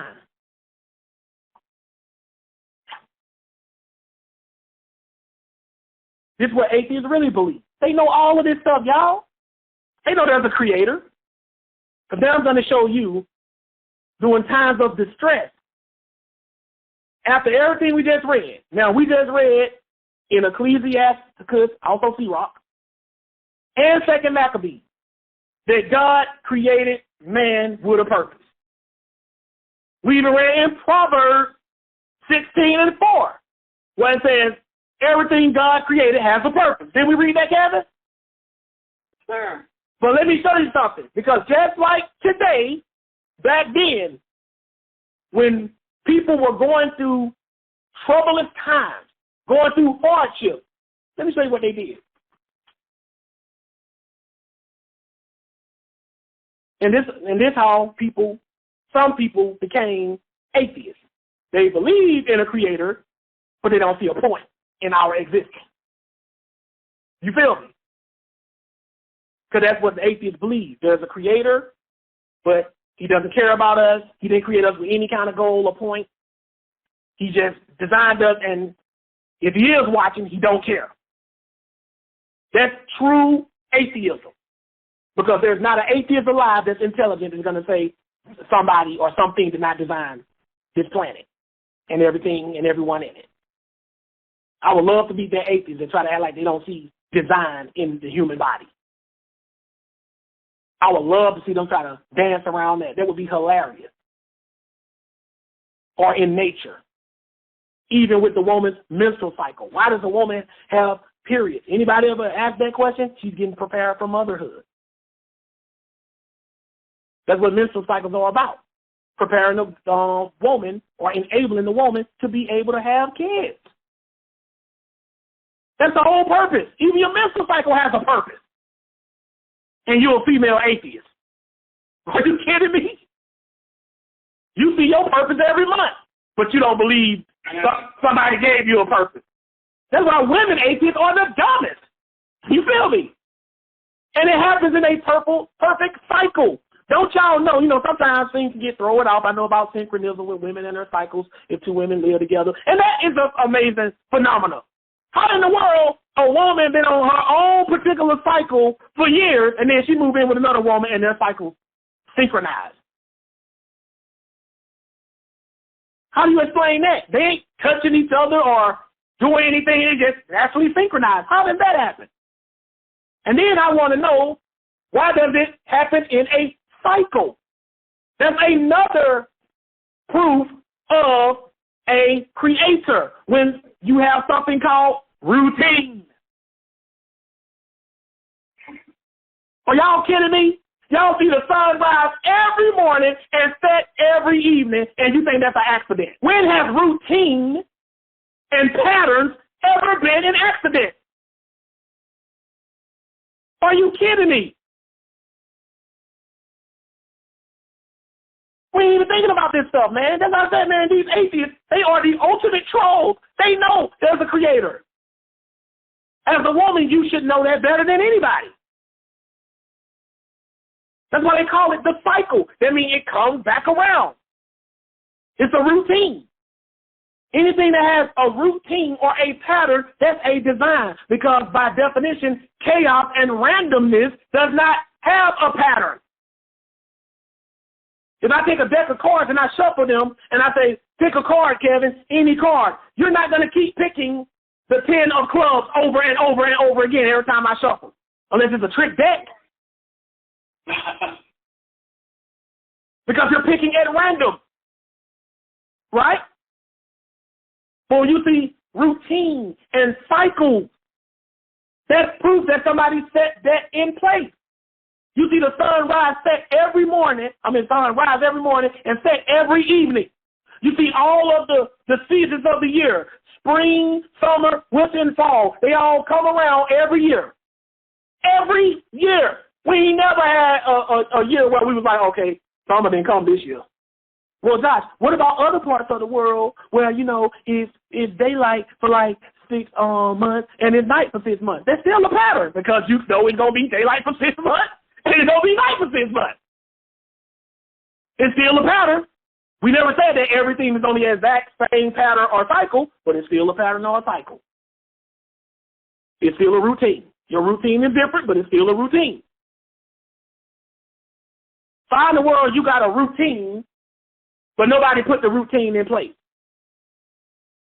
This is the reason, y'all, why scientists and science are always coming up with these theories about the sun is going to stop burning one day. But then when you ask them when, we got about 10 billion years of life left in it. Why in the hell do I care about that? 10 billion? They say some old crazy large number like that. 10 billion. They ain't say 10 days, 10 months, 10 years. 10 billion years, the sun gonna burn out. How would you even know that your prediction is true? You probably ain't gonna even be around the next 10 years. That's another thing science does. When they can't explain something, just stick a large number on it. Right. There you go. That's all they got to do. Well, I ain't seen evolution. I've never seen it. Well, there's evidence of it. No, I want to see it. Well, it took billions of years. How can anybody validate that? The sun's going to stop shining one day. Really? When? Billions of years from now. That's all y'all ever do. Y'all just throw a huge number on something. See, I'm from the streets. I was never in the streets, but I'm from the streets. And if you from the streets, game, recognize game. I'm not stupid. Every time somebody asks you a question you can't answer, you throw a big old number on it. Because you know they cannot be investigated. But when we turn around and say we have faith in God, and that can't be investigated, oh, see, but you're doing the same thing. You're just doing it with a mathematical way. That's what they always do. But scientists know there's a creator. They know. You cannot be one of the most brilliant minds in the world, and you're putting God's creation under a microscope. You're seeing it as up close as possible, and you can see the design. You can see the building, that's what DNA is, the building blocks of nature. They literally called it building blocks, but there's no builder. Look at the words they use. Every word y'all use indicates a designer, but there's no designer. Show me a building block that never had a builder involved. I would love to see that. They know this stuff, y'all. That's my whole point. They work for Satan, too. I'm going to show you that that's the same thing they believe. They believe God ain't going to do anything. Just like God told Adam and Eve, the day you eat of the tree of knowledge and good and evil, you shall surely die. Serpent comes along, you shall not surely die. In other words, God ain't going to do nothing. You follow what I'm saying? Same thing. That's what atheists believe. They're trying to make you think you're scot-free. You're not being held accountable for anything. But God put that moral nature in you. You cannot run away from that. That's in your DNA. Right? Let's move on. Let's go to Psalms 89. Like I said, we're going to show you how people get through in times of distress, just like we get. When things start going bad, we start wondering if there's any purpose for God creating us at all. Let me show you this. This is in the Bible. Psalms 89. This is written by this is a match kill of Ethan the Ezrahite. So Ethan. This was written by Ethan. Right? Psalms 89, 46 to 48. Read that, please. Psalms 89, verse 46. 46 to 48. Read that, please. All right. How long, Lord, wilt thou hide thyself forever? Shall thy wrath burn like fire? And this was going on during the time of, Israel being punished by their oppressors. So this guy is asking, how long, Lord, wilt thou hide thyself? He said, how long, Lord, wilt thou hide thyself forever? Shall thy wrath burn like fire? So he's going through some hardships under this. Now watch what he says. Go ahead and read. 47. Remember how short my time is. Wherefore hast thou made all men angry? Then he said, remember how short my time is. Remember we read in Sirach 17 where it says, man created God from the earth, gave him a short time, few days, and sent him back to it. But in that same chapter of Ecclesiasticus or Sirach 17, he explains the purpose of man. Look what this guy just asked. Read verse 47 again. Read that again. Remember how short my time is.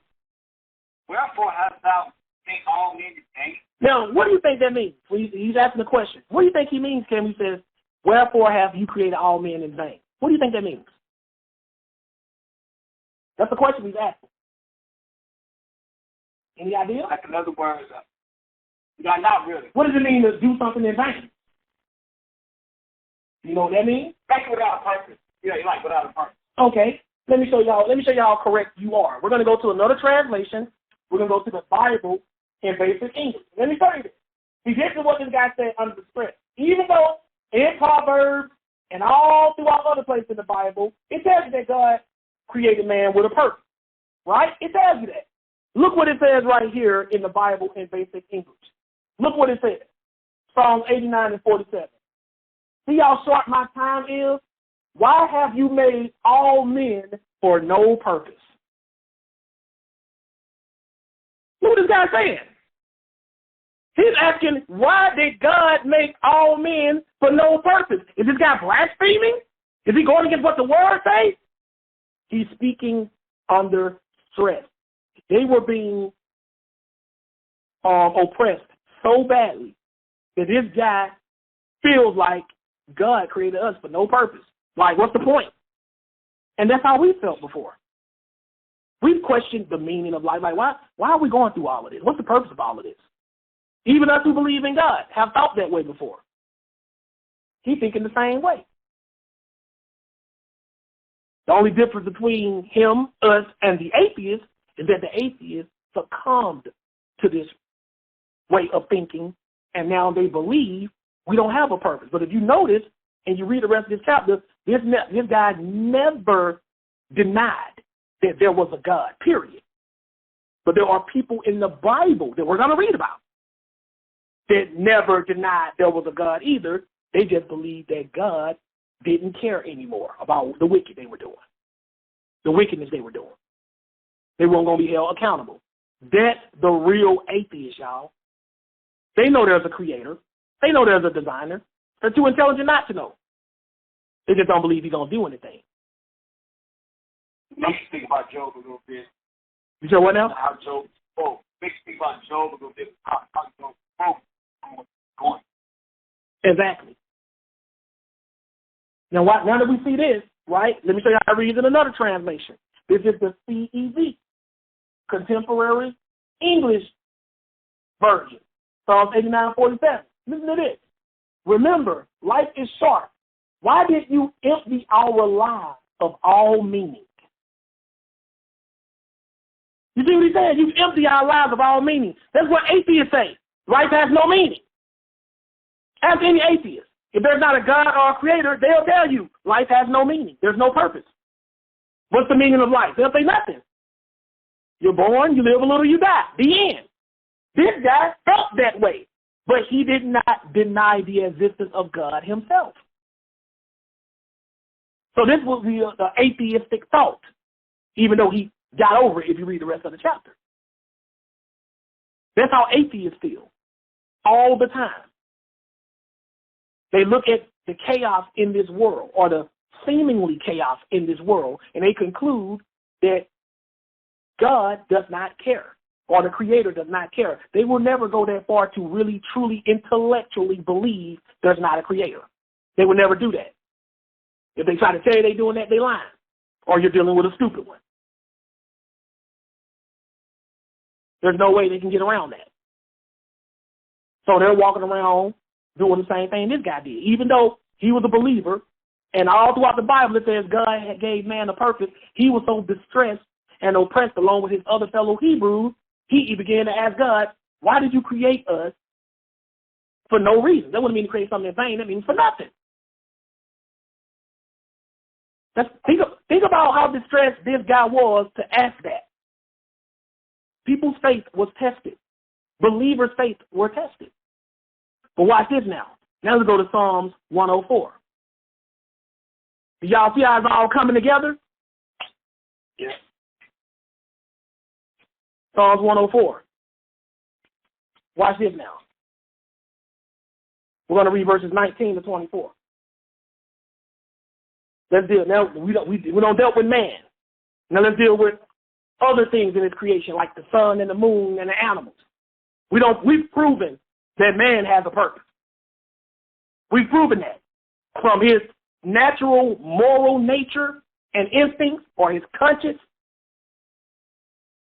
to just the design of man himself. Heart, lungs, stomach, reproductive organs. What's the purpose of men's and women's reproductive organs? The answer is in the question. To reproduce. You don't see the purpose of that? I mean, honestly, you are an atheist, and you can't see the purpose of why there are opposing genders. You can't see that. You can't see that the female sexual organ was meant to receive the male sexual organ. and I'm not being perverted, I'm just telling y'all how it is, comes with a natural lubricant and everything for that exact design. You don't see any design behind God making sure that we will reproduce by making sex something highly desirable. Think about that. Why do you think God made sex highly desirable? I actually think that if he didn't, this earth would be very depopulated.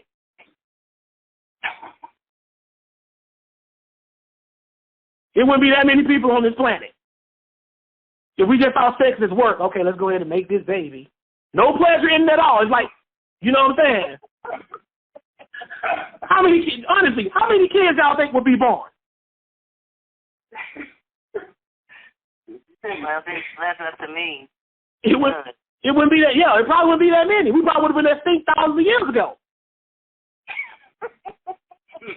Why do we get horny?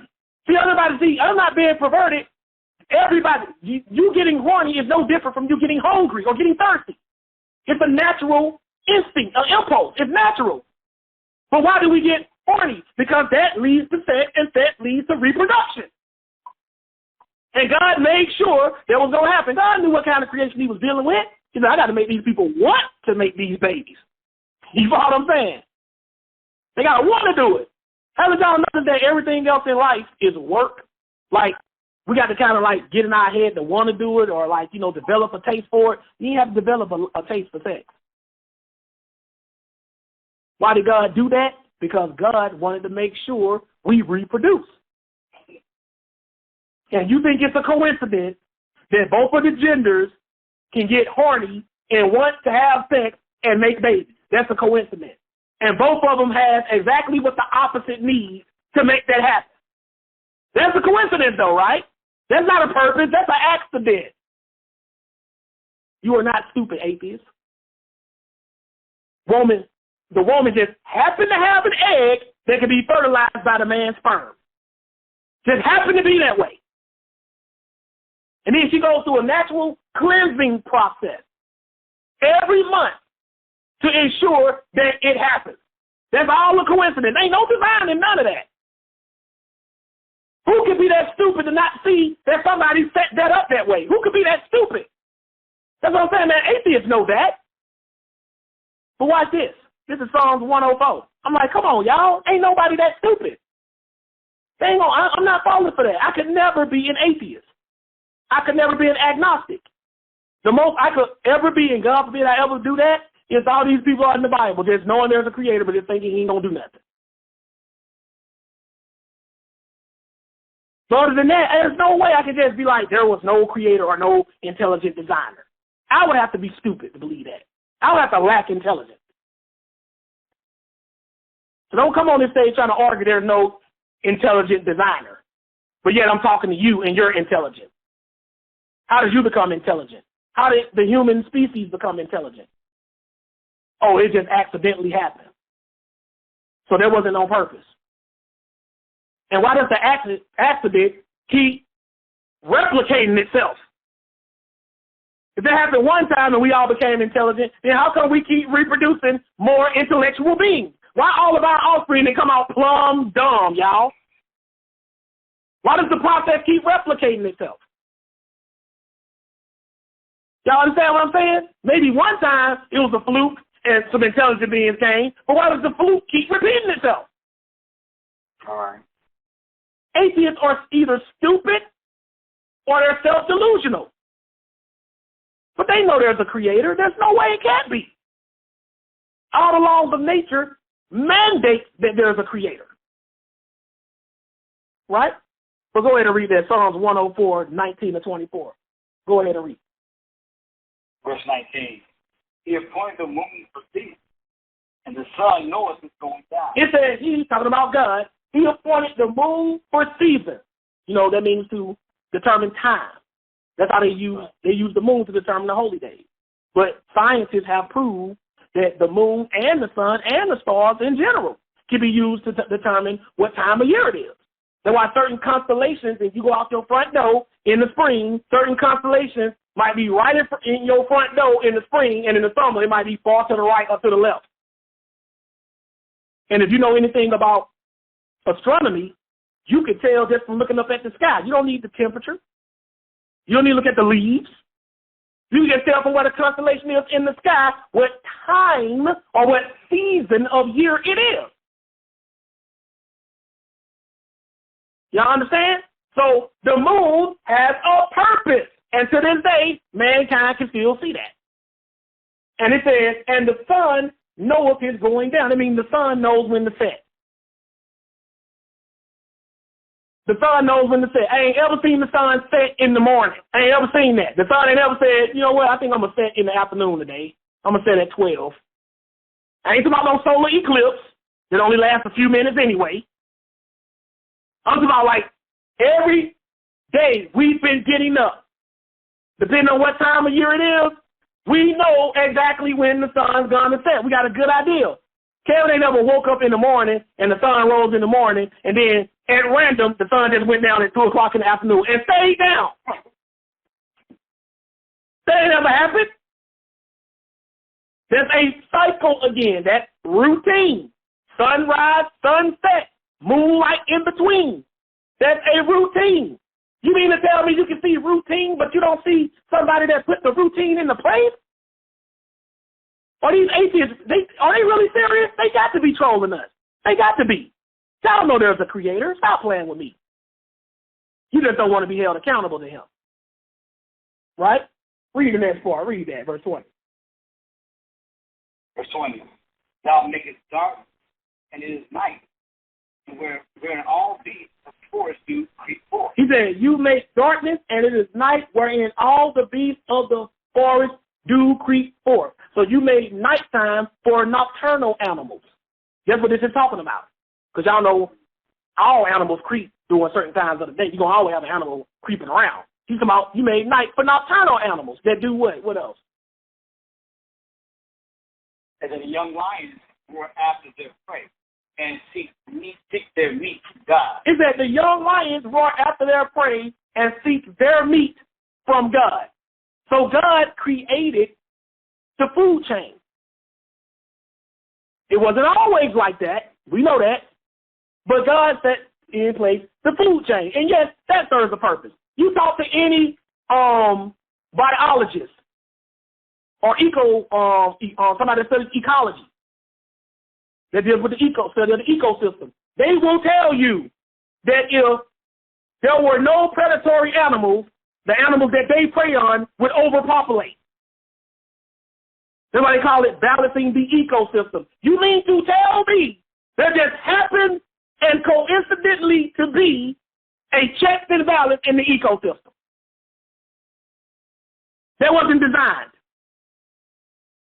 As any ecologist, they'll tell you, if there were no animals preying on these other animals would populate and they'd throw off the ecosystem. They'll tell you that. So why are there predatory animals then? It sounds like to me somebody looked at this and said, hey, I got to make sure these animals don't get too overpopulated. Let me create some animals to make sure that they eat them. Keep it in check.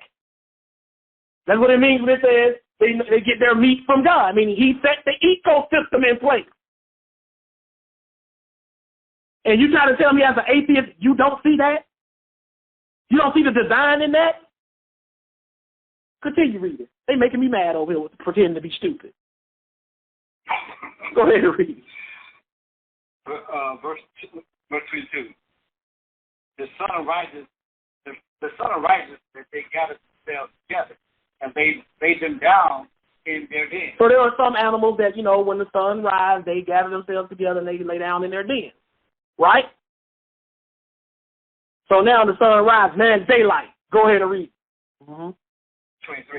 Man goes forth unto his work and to his labor until the evening. So man, and we know there are people that work at night, but most people work during the daylight hours. Why? Because it's easier to see during the day. Therefore, you can do work. More work can get done. It just happened to be a coincidence that man automatically knew that at sunrise and during the daylight hours, that's the best time to get work done. That's a coincidence right there, Kevin.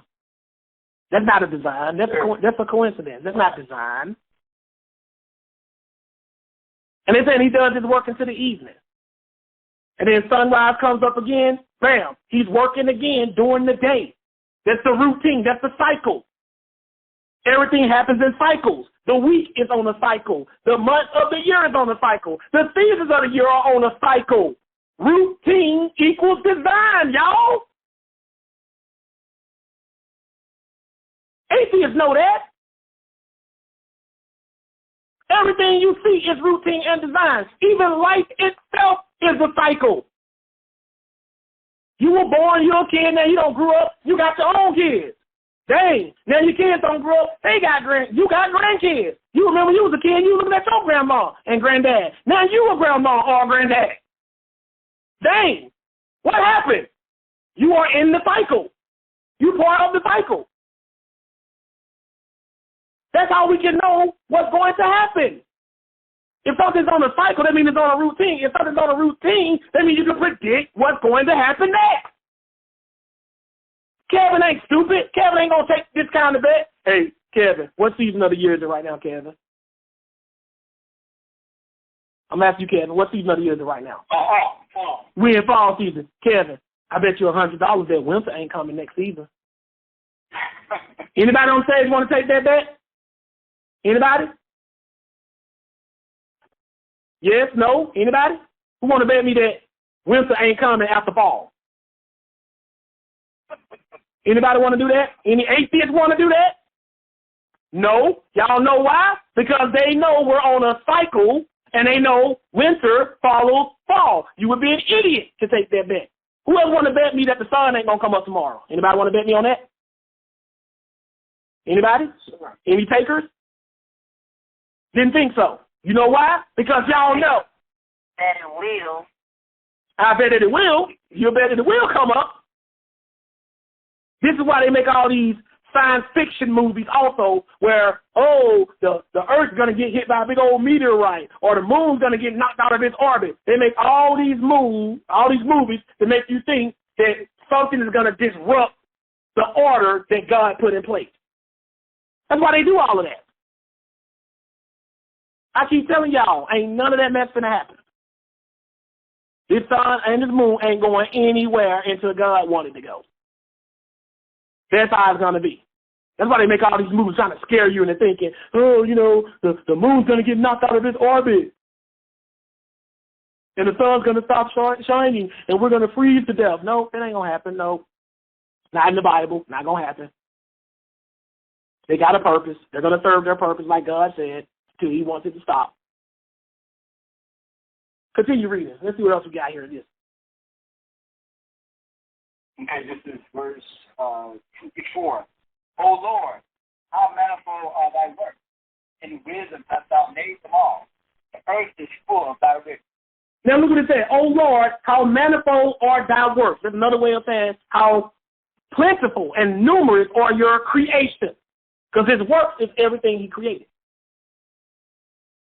And it says, and they were all made in wisdom, meaning somebody intelligent designed and created this stuff. And if you don't believe that, you are an idiot. He just told you proof. This is the proof he's giving you. The sun sets the same all the time, rises the same all the time. The moon is used for seasons and times. And it wasn't just in Israel culture. Other cultures use the moon for that too. And the sun. That's why they have something called a sundial. They use that to determine time, and we still use it to this day. I remember somebody asked me one time, what would happen if all the clocks and watches and everything, digital and analog, just blew up and just went out of existence? Mankind would be able to reset and get us back on track inside of a day. Inside of a day. Because all they're going to do is call on the astronomers, and they're going to look at the stars and the moon and the stuff in the sky through their telescope, and they're going to be able to determine what time of year it is, and they may even be able to narrow it down even to the day of the week. If they act quick, because that's what those things do. They serve a purpose. Y'all see all this purpose, but no creator. Get out of here. Let's move on. Let's go to Psalm 19. Why they playing with us, y'all? Why they trolling us? Still in the book of Psalms.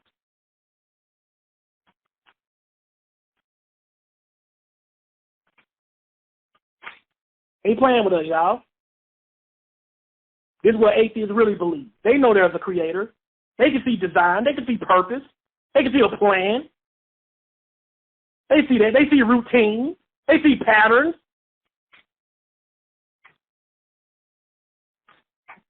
But you don't see any type of intention.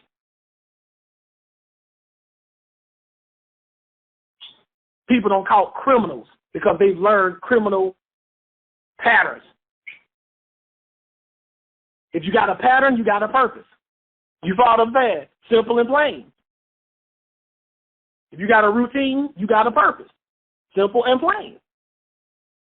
If something happens in cycles, there's a purpose,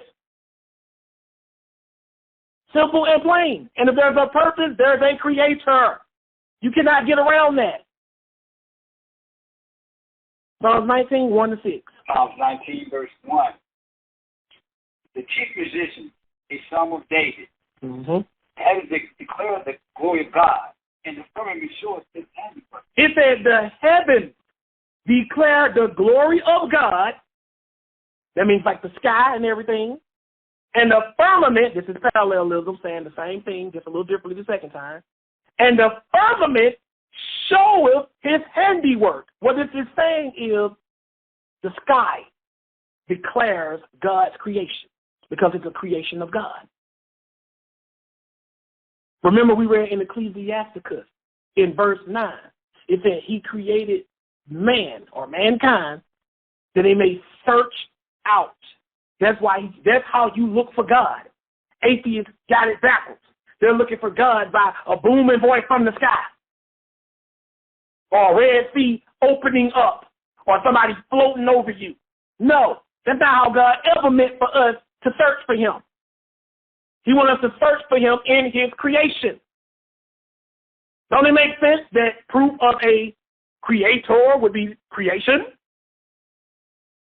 That's the ultimate proof. How do I know there's a creator? Because I'm looking at a creation. I go into a museum, I see a sculpture, I ain't had to ever meet the artist. But I know somebody sculpted that sculpture. That's proof there's a sculpture right there. There's a sculptor because there's a sculpture. That's how God looked at it. You want to believe in me? Search out my works, my creation. And then use your logic that I gave you to reason with. And you can see design here and there. You can see purpose. You can see routine. You can see patterns. Atheists see all this stuff and say, nah, because they trolling us. They know there's a creator. There's no denying that. I don't even understand why there's even a debate on that anymore. What we should be debating now, like the ancient world was. There was never really a huge debate in the ancient world if there was a creator or creators. The debate always was who is or are the true creators. That was always the debate in the ancient world. Never if there even is a creator. That's what they always debated. Atheism has evolved into a lie. Now the lie is, there's no God or creator at all.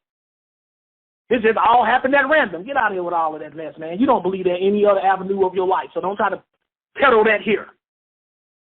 Continue, please.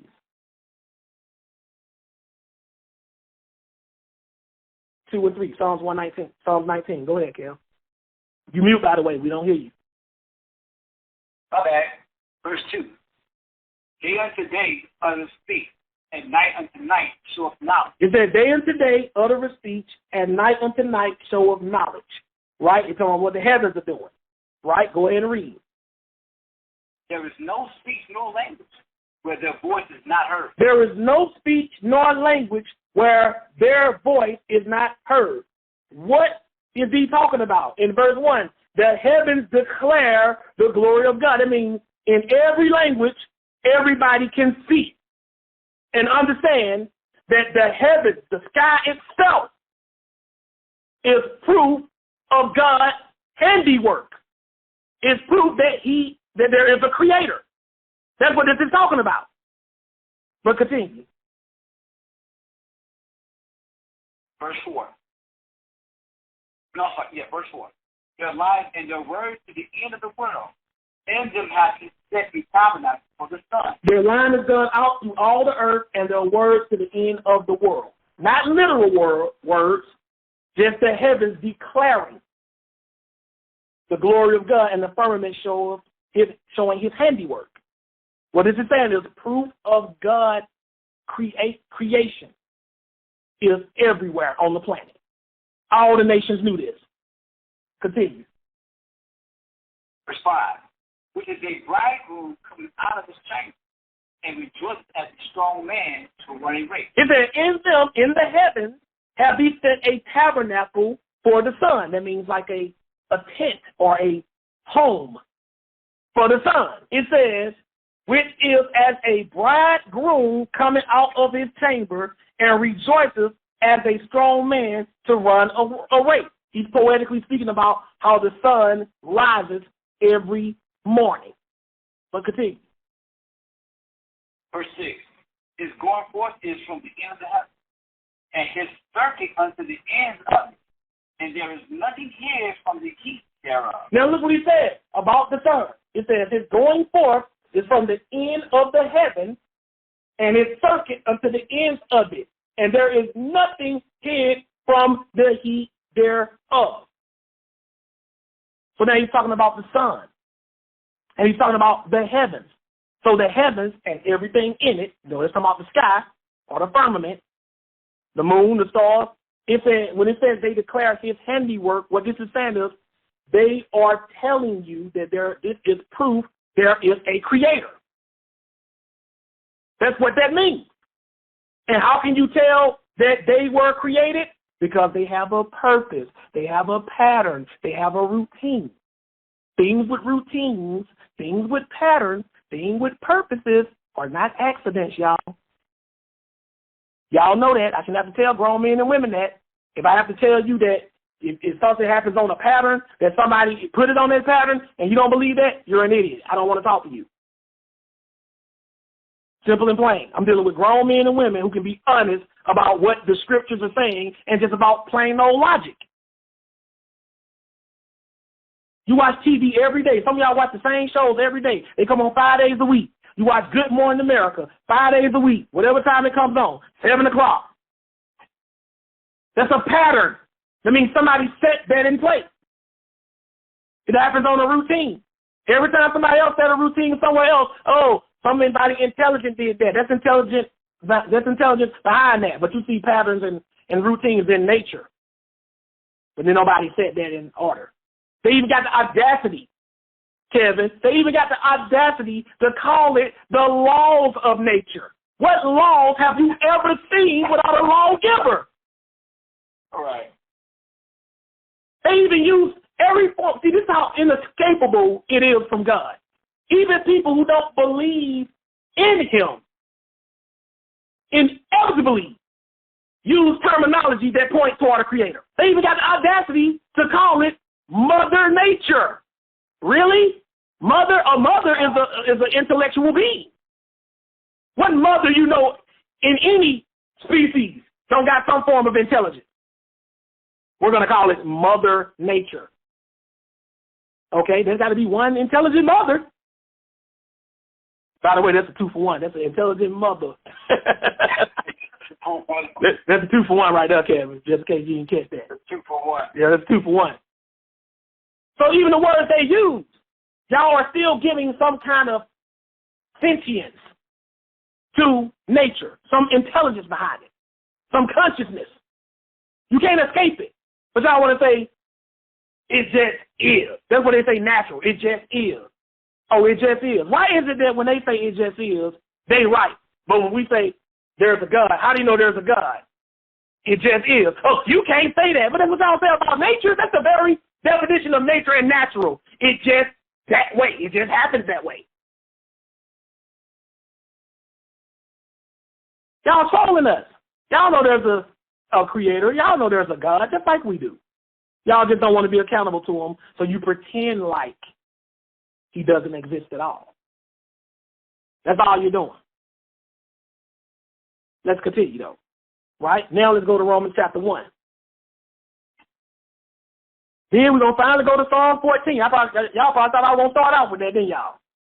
The fool has said in his heart, there is no God. No, I want to say that.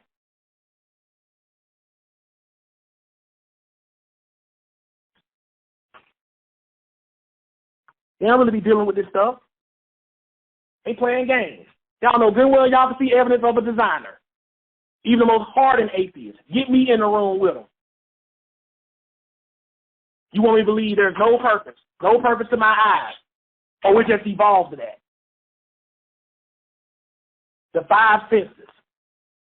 Why do we have five senses?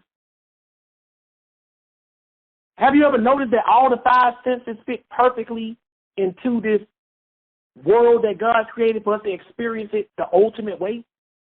We can hear things, we can see things, smell things, taste things, and all of this, to hear them tell it, all of this, it was an accident.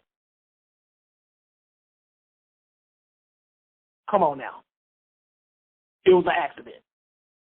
You wouldn't believe that in any other scenario with all these patterns. I suppose you believe that a woman's menstrual cycle is an accident. She accidentally bleeds every month. It's an accident. I don't see that as an accident. That's a design. That's a purpose. And it's a glorious thing. There's a lot of stuff in nature that's glorious. It may seem gross, but it's still glorious. And that's what that is. That is proof, to me, a woman menstrual cycle every month, that's proof of a creator in of itself. Because that very event is getting the woman ready to bring babies or creation into this world. I want y'all to think about that, sisters. Every time y'all do, that's God telling you proof that I'm a creator, because every month he's reminding you of creation, of man. Because after Adam and Eve, with the exception of Jesus, every other person born on this planet came into this world as a result of their menstrual cycle every month. Without that, she can't have no children. That's why when a woman reaches menopause, she can't have any more children after, it's over with. So that's God reminding the sisters every month of his creation. Because God created man from the dust of the ground. And I did a whole class showing y'all the symbolism between the womb of a woman and the dust of the earth. In fact, I think that's the class that Kevin got his name from. Kev of the dust, I think. Or maybe it's another class. Because y'all womb represent that original earth that man was formed from. And that cycle is the cleansing period for y'all to be able to have that seed planted in y'all to have creation of a baby. All of this evidence. And that happens on a routine, on a cycle. And it coincides with the moon. That's why it comes every month. Y'all do know that the English word month comes from the word moon. Y'all do know that, right? Like the word Monday. It's really moon day. So he's showing you that cycle. And it's approximately the same amount of time as a Hebrew month. I don't did a whole class on that. But that's proof of a creator. He got you on a biological routine. And you are atheist walking around, you know what I'm saying? There's no evidence of intelligent design and creation. And you on your cycle right now when you say that. Why are you on a biological routine? Who put you on a biological routine? Why did evolution make only y'all have the cycles and we don't as men? Why did evolution make sure that after y'all cycles, we could impregnate y'all with our seed? Why is all of that just perfectly a match?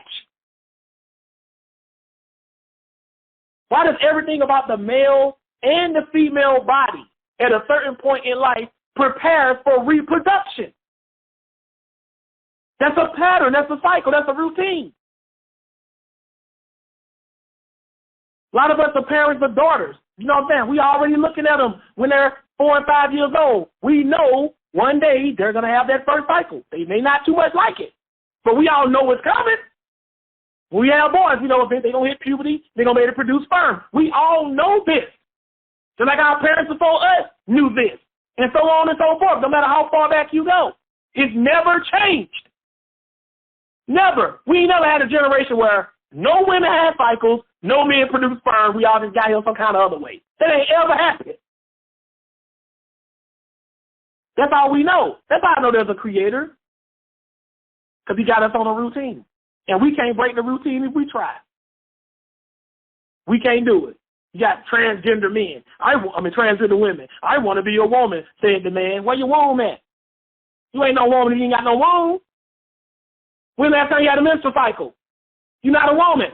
When last time your breast swelled up and produced milk when you got pregnant? If you can't answer any affirmative to any of those questions, you are not a woman. You know what you are? You are a cosplayer. Some of my geeks listening might know what a cosplayer is. You know what a cosplayer is, Kevin? Yeah, that's you see all the time. Exactly. That means you're dressing up as a character. Right. That's what transgender people are. They're cosplayers. Right. You're cosplaying as a woman. You're not really a woman. You don't got any fallopian tubes. You ain't got no eggs. You ain't got no womb. You can't produce milk when you get pregnant, and you don't have a menstrual cycle. I can break you down to your biology. See, women are women biologically, not because they have shapes and curves. That's what transgender men are so stupid. If they can mimic the shapes and the curves on the outside, that makes them a woman. No. Both men and women are men and women biologically, because that's how the Creator designed it. I can come along years later and dig up the skeleton of a woman, just her skeleton, and be able to tell from her skeletal structure that is a woman. You could be a transgender woman, take hormones, make your breasts big and hips and whatever, but eventually you're going to die. We come back 100 years later, we dig you up, unless some fake silicone breasts still land in the casket on top of that skeleton, we're going to be like, that was a man. We don't even need the organs to determine your gender. We can look at the skeletal structure, because men and women have different skeletal structure. That's proof of a designer right there. We don't even think about this stuff, right? Romans 1. I told you there was a deep one right here, man. Romans 1, 15-20. This is Paul talking to the Romans and telling them about the pagans back in the day who knew there was a God. And he's going to tell you how they knew. Go ahead and read. Romans 1, verse 18. For the wrath of God is revealed from heaven against all ungodly and unrighteous men who hold the truth in unrighteousness.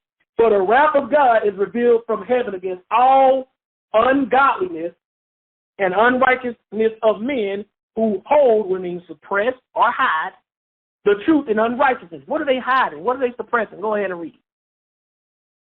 Because that which may be known of God is manifest to them. For God has showed it unto them. It says, because that when they knew God,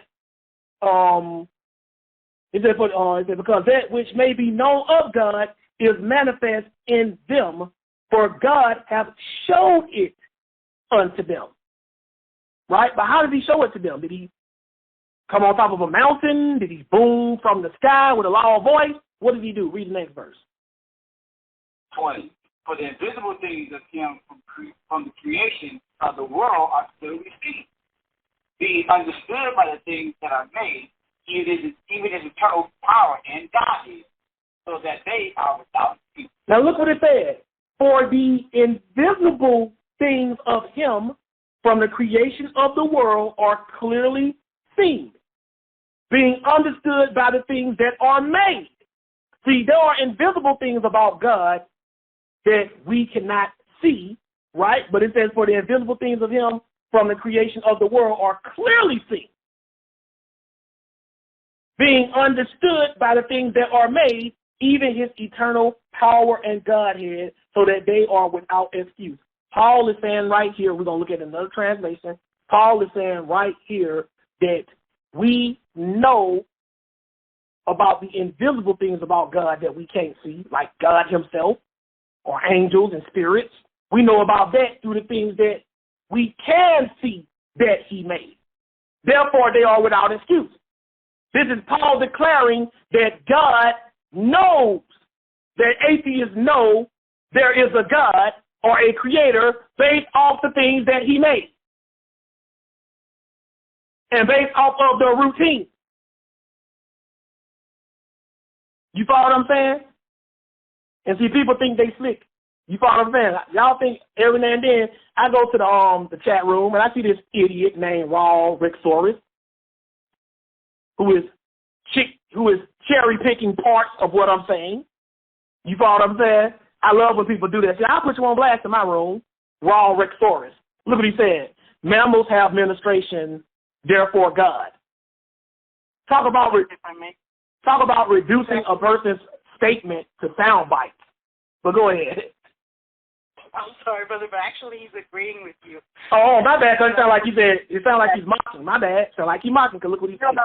Yeah, I had to check that out with Judah too, because he was a goner. I was like, is he copying or? Cause look what he says right here. Teaching. Yeah, I can't tell. Men and women have different skeletons. Therefore, God. Men are missing a rib, and men are not missing a rib, by the way, y'all. Just in case y'all thought that. I don't know who thought that. I had to back channel him, and we kind of went into conversation. So, yes, he does agree with you. He's just pulling out the point. Oh, okay. It sounds like he's reducing it to sound bites and he's mocking. You know what I'm saying? Yeah, exactly, which is why I asked. Right. He can thank Judas because he was a... Oh, boy, I'm about to get him up out of here. So I apologize, but everybody can see why I thought what I thought. You follow what I'm saying? Don't reduce it to that many sound bites. You're making it sound like this is some one fish, two fish stuff, I'm saying. Red fish, blue fish. But anyway. That's what it looks like. Exactly. But anyway, back to the point of what Paul was saying about the cycles and the creation. He said they are without excuse because they can see this stuff. That's what we're dealing with. Atheists can see this stuff. Even though they can't see God, even though they can't see angels or what's going on in heaven, they know there's a God through what he created. But watch this. I'm going to show y'all this in another translation. This is Romans and verse 20 in the let me pull this up, y'all.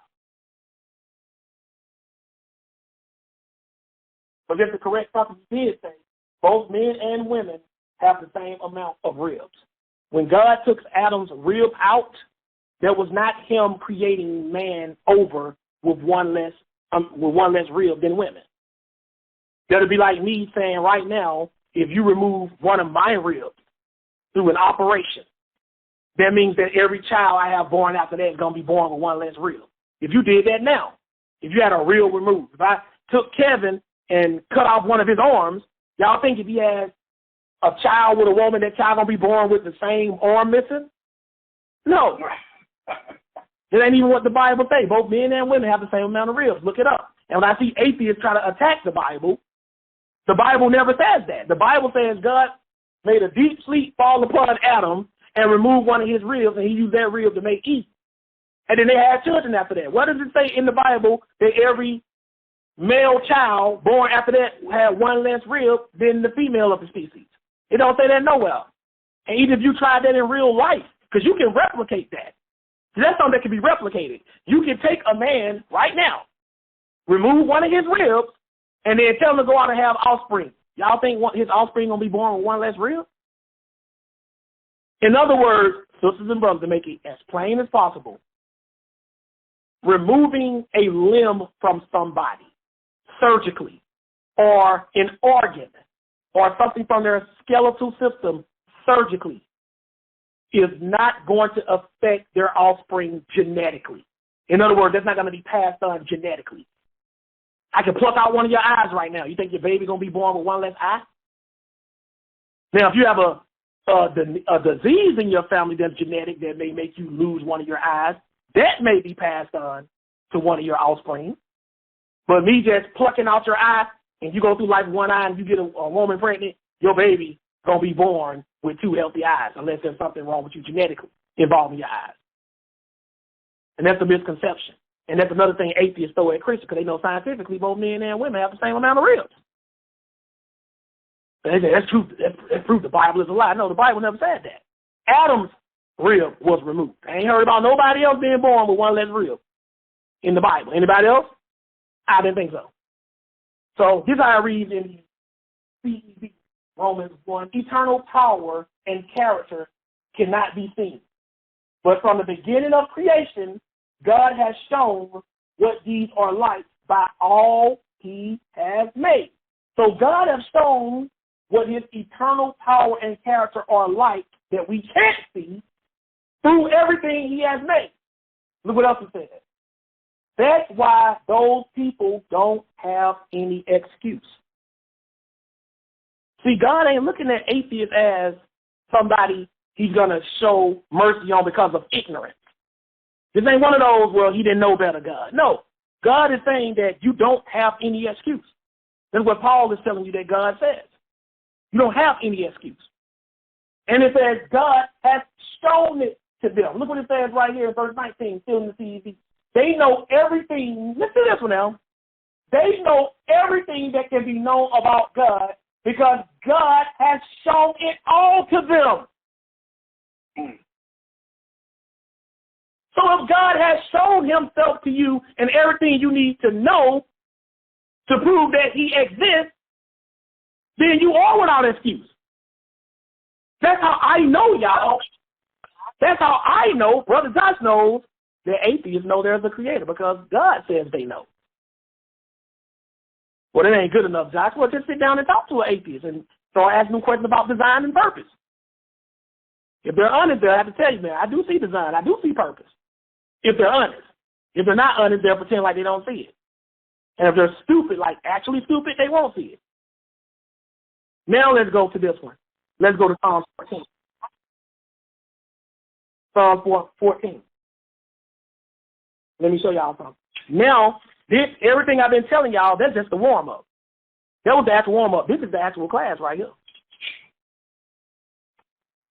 Dang, Josh, 8 o'clock. You start at 5:30, and this is the actual class? Yeah, but it ain't going to be too much longer. But I just wanted y'all to see with these words, the first half of this class was preparing y'all to deal with their dishonesty and their trolling and their lack of logic. This is the actual part of what atheists really believe.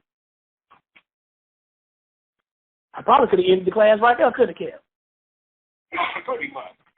So let me show y'all this. Psalms 14, 1-3. Now pay attention to this. Go ahead and read. Psalm chapter 14, verse 1. The fool hath said in his heart, there is no God. Now look what it says. Stop. Hold on, stop. The fool hath said in his heart, there is no God. Now, when the fool says this, does this mean that the fool literally thinks a God doesn't exist?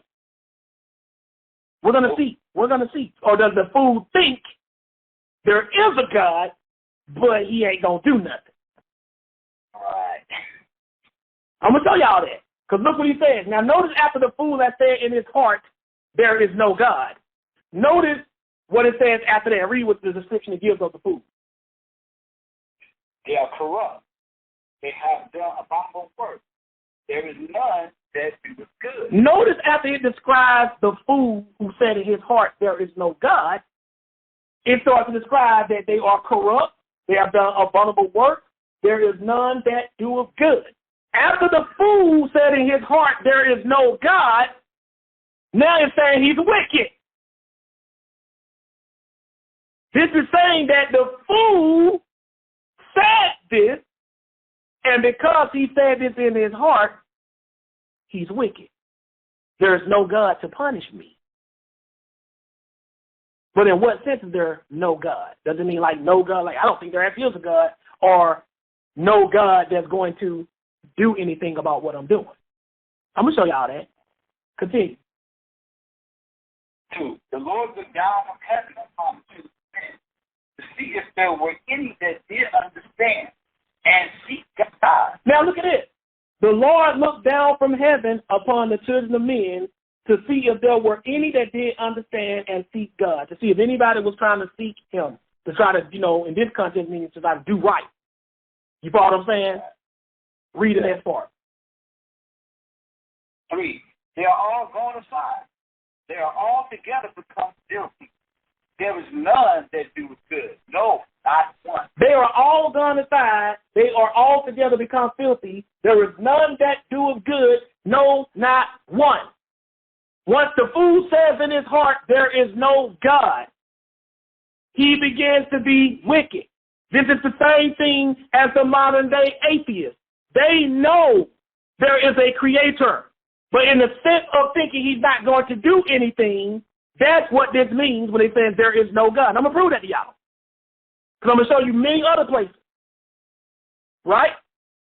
Is that they are gone aside. There is none that seek God. Now watch this now. But notice it still call them a fool. If you look it up in the Hebrew, it means somebody that's stupid. Later on, atheism evolved into meaning we don't believe there is a God at all. That's the claim. We don't believe there's a creator at all. But any atheist that's honest, if you talk to them, they'll admit there had to be some kind of designer to all of this. You ain't got to call them God. Call them whatever you want. You can call them an alien, extraterrestrial, creator, architect. I don't care what name or label you use for them. You know somebody or something made all of this. And it wasn't an accident. The evidence is right there in the creation itself. This was not an accident. You follow what I'm saying? Its evidence is right there. But watch this, though. Still in the book of Psalms, watch this. Let's turn to chapter 10. Because this is a theme in Psalms, right? This is chapter 10. We're going to read 4 to 7. 10, 4 through 7? Mm-hmm. Okay, Psalm 10, verse 4. The wicked, through the pride of his conscience, will not seek after God. God is not in all his thoughts. Now you notice that? Now look what it said right here. The wicked, through the pride of his countenance, will not seek after God. God is not in all of his thoughts. What do we say? Out of, if you're not thinking about it, it don't what? Somebody tell me, if you don't think about it, it don't what? So it don't happen.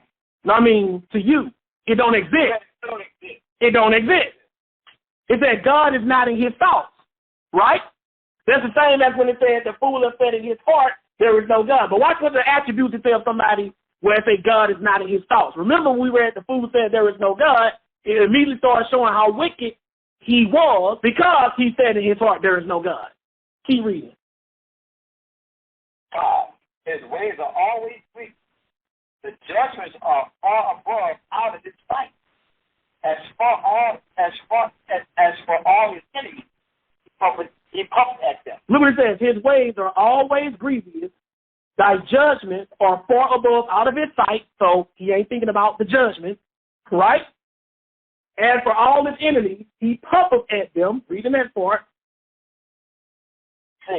He has said in his heart, I shall not be moved, for I shall never be in adversity. Look what he said. He has said in his heart, I shall not be moved, for I shall never be in adversity.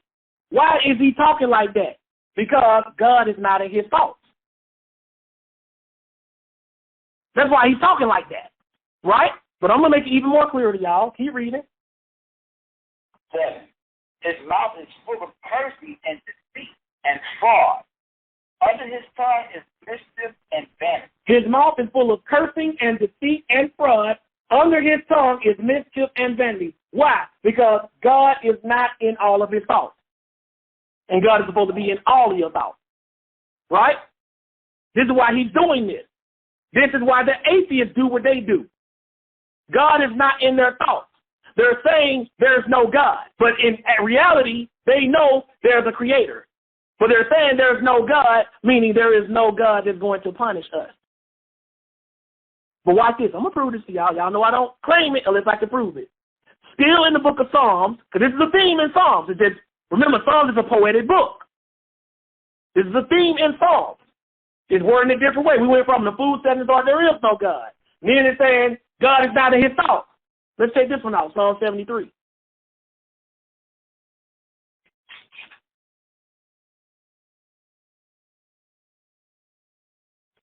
Psalm 73, check this out. Read verse 3, and then we're going to skip. Watch this, y'all. Psalm 73 and verse 3. For I was envious at the foolish when I saw the prosperity of the wicked. For I was envious at the foolish when I saw the prosperity of the wicked. So the foolish and the wicked are the same people, because why would he envy the fool when the wicked prospers unless the fool and the wicked are the same? Right? I'm not going to envy Kevin if Antoine prospers. That doesn't make any sense unless Kevin and Antoine are the same people. Right? So he's letting you know. But what did we just learn about the fool? That said in his heart, there is no God. Right? Now skip down and read verse 9. Read that. Verse 9. They set their mouth against the heaven, and their tongue walketh through the earth. They set their mouth against the heavens, and their tongue walketh through the earth. Set their mouth against the heaven means they speak against the heavens. Why are they speaking against the heavens? Who's in heaven? God. They're speaking against God. Right? But watch what it says right here. Because they're setting their mouth against the heavens. Skip and read verse 11. Read that. Verse 11. And they say, how does God know? And is there knowledge in the Most High? Look what it says. And they say, how does God know? And is there knowledge in the Most High? So wait a minute. They didn't say there's no God right here. They said, how does God know? Is there knowledge in the Most High? Let me show y'all how this reads in other translations. We really want y'all to pay attention to this one. This is Psalm 73 and verse 11. And we're going to read this first in the ERV, easy to read version. Look what it says right here. Psalm 73, verse 11. Those evil people say, God does not know what we are doing. God Most High does not know. Notice they did not say there is literally no God. They just said he don't know what we're doing. Did you catch that, Kevin? Yeah, like to me. They said he don't know what we're doing. Let me show you how this reads in another translation. This is the contemporary English version, or the EV, Psalm 73 and 11. Only evil people would say God Most High cannot know everything. See, in ancient times, they knew there was a creator. Israel knew there was a creator. But they got so complacent and wicked, they never denied the existence of God or a creator in general. They just felt that whatever God or God they adopted would not punish them for what they were doing, is what the atheists really believe. Atheists know somebody designed this. You'd have to be stupid not to know that. They can look at that and tell. No real atheist, no truly intelligent atheist could observe this creation and not see any kind of purpose, pattern, or design in it. I mean, none of it. Like you don't see it in the animals, you don't see it in humans, you don't see it in the seasons of the year, the days of the week, the sun rising and setting. You don't see patterns or purpose in any of that, or the functions of them. No atheist is that stupid. So they know somebody or something put all of this here. Atheists believe in a creator. They just don't believe the creator cares or has the power or has the knowledge to intervene. And Israel started believing that themselves after a while, because God wasn't immediately smacking them upside the head. Watch this. Now let's go to Ezekiel chapter 8. And we only got 3 more after that.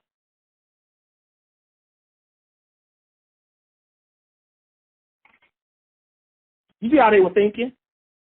God don't know everything. How does he know? They never said there's not a God. Notice that their idea of God not intervening or doing anything is why they were wicked. They denied God intervening. And you denying God intervening is like the same as you saying there is no God. Because if he don't do anything, it's just like he doesn't exist.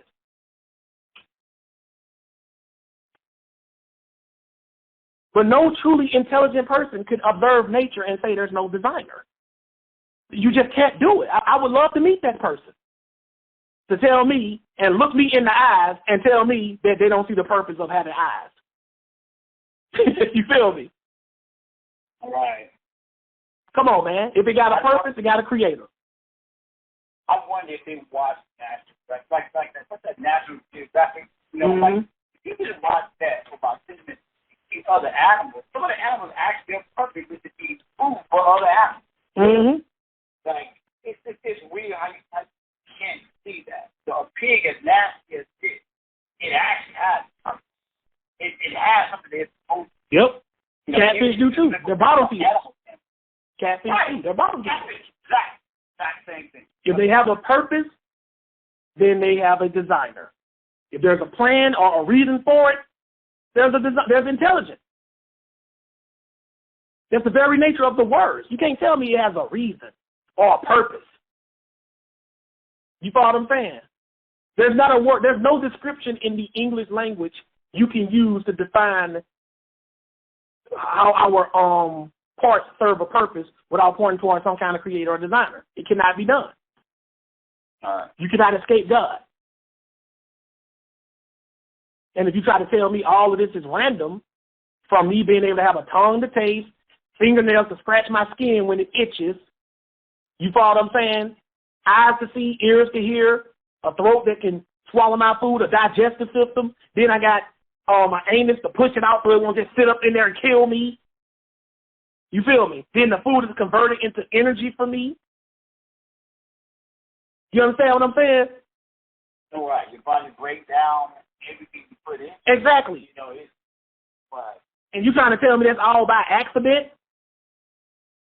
You know what I'm saying? But I sit a cardboard box in front of you, and all it does is hold stuff. It don't do nothing else but that. But you can see a designer in that. The more complex something is, my point, sisters and brothers, the more complex it is, the more evidence there is of a designer. And last time I checked, the human digestive system is way more complex than a freaking cardboard box. You understand what I'm saying? Come on. This is Ezekiel 8. We're going to read one verse, verse 12. This was God was showing Ezekiel a series of visions of the wickedness going on in ancient Israel. And he also showed Ezekiel the stuff that the ancient Hebrews were saying while they were committing their wickedness. Ezekiel 8 and 12, read that. Ezekiel chapter 8, verse 12. Then said he unto me, Son of man, hast thou seen what the ancients of the house of Israel do in the dark? Every man in the chambers of this imagery? For they say, the Lord seeth us not. The Lord hath forsaken the earth. It said, they say, the Lord seeth us not. The Lord hath forsaken the earth. They didn't say that the Lord doesn't exist, or that there is no God, or there is no creator. They said the Lord has forsaken the earth. In other words, he ain't watching no more. He don't care. This is what atheists really, because they know there's a creator, y'all. They know there's a designer. We offer that. Any atheist listening right now, I would love for you to get on the stage and prove to me that you don't see purpose and a plan or design in anything in nature. Because I keep telling you, if it has a pattern or if it has a routine or if it has a cycle, that is design. Because things that happen at random and by accident does not have a pattern. That's why when you play the lottery, you have to guess what numbers are going to fall, because the numbers fall at random. If there was a pattern to it, you'd be able to win the lottery after watching the lotto 3 or 4 times, depending on how long it takes you to pick up on the pattern. You'd win every time.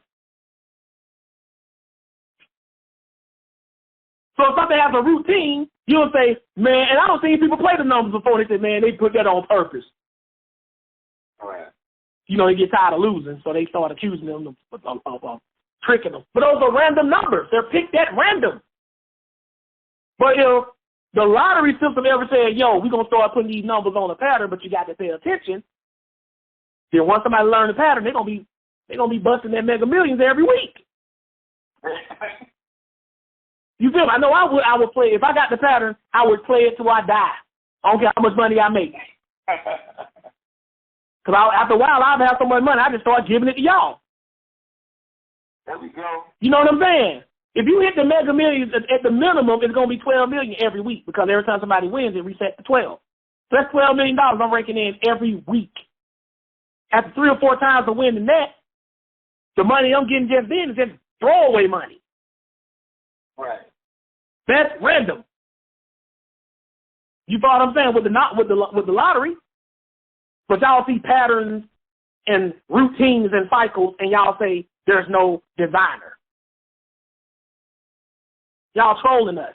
Y'all atheists know there's a designer, but look what it said. They said the Lord have forsaken the earth. Israel became atheist. This is a real atheist. Israel became real atheist. The atheist that knows there's a creator but have deluded himself into believing the creator is not going to hold him accountable for anything. And that's why most people are atheists, because they don't want any accountability. Not all of them, but I said most.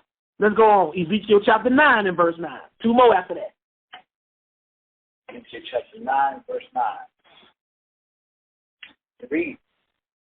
Then said he unto me, the iniquity of the house of Israel and Judah is exceedingly great, and the land is full of blood, and the city full of perverseness. For they say, the Lord hath forsaken the earth, and the Lord seeth not. Who was that? Then said he unto me, the iniquity of the house of Israel and Judah is exceeding great, and the land is full of blood. Notice, they are wicked. They are very sinful. Why are they being sinful? Because they don't believe God exists? Because they don't believe there ever was a God? No. They said, the Lord hath forsaken the earth. The Lord seeth us not. They stopped believing that God was all-seeing, all-knowing, all-powerful. They stopped believing that he was a God of accountability. So that's why they started being wicked. That's what atheists do. They know there's a creator. They just don't believe he's going to hold them accountable for anything. That's what happened with ancient Israel. They never denied a creator. Even if they forsook the God of Israel, they still went to other pagan gods that they felt would not hold them accountable for being wicked. But they never denied a creator or a designer. They would sometimes attribute God's creative powers to idols. They said of a stock or tree, you are my mother, and of a stone, you are my father. In other words, this rock or this tree that you made this pagan god from created me. But they never denied a designer. And when they got into their idolatry, most of these idolatrous gods were gods of immorality. Because as the gods of a people are, so are the people. And a lot of these gods had them doing stuff like sexual rituals where they were fornicating and doing all kinds of crazy stuff.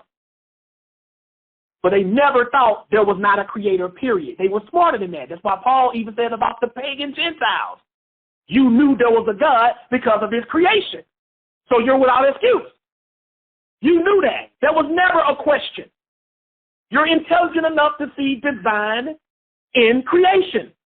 You just don't know who that God is, specifically.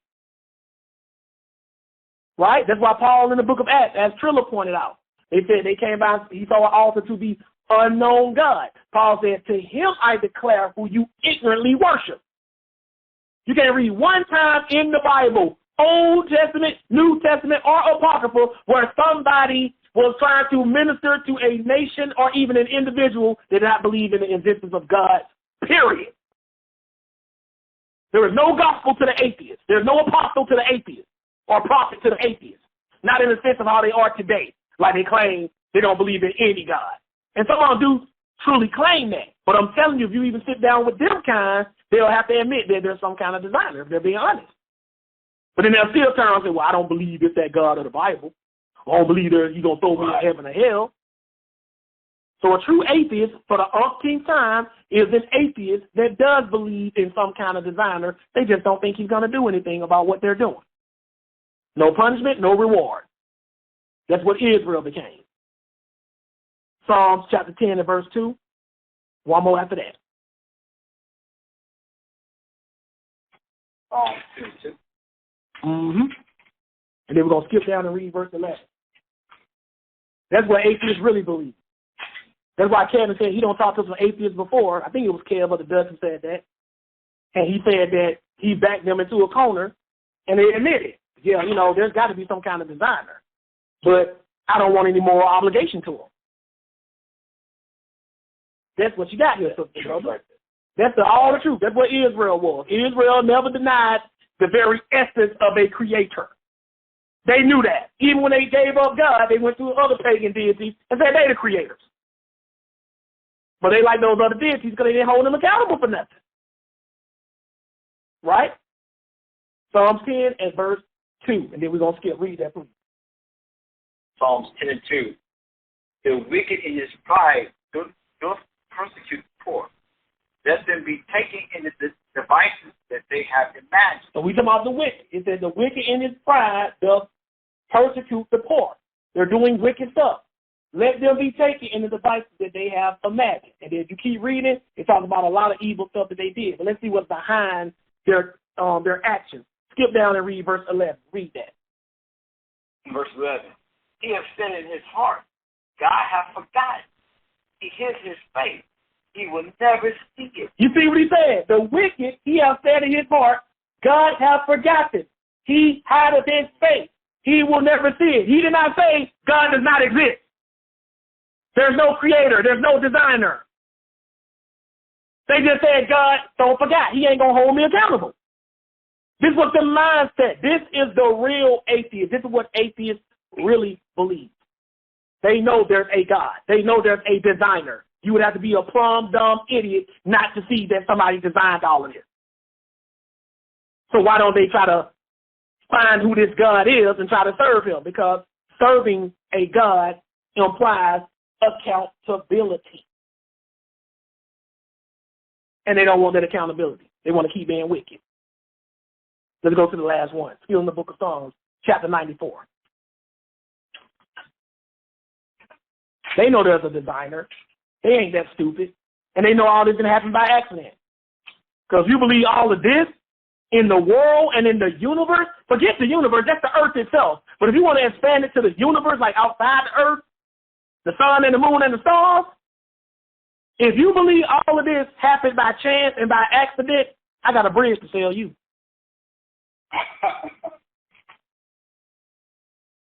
And I know you're not that stupid.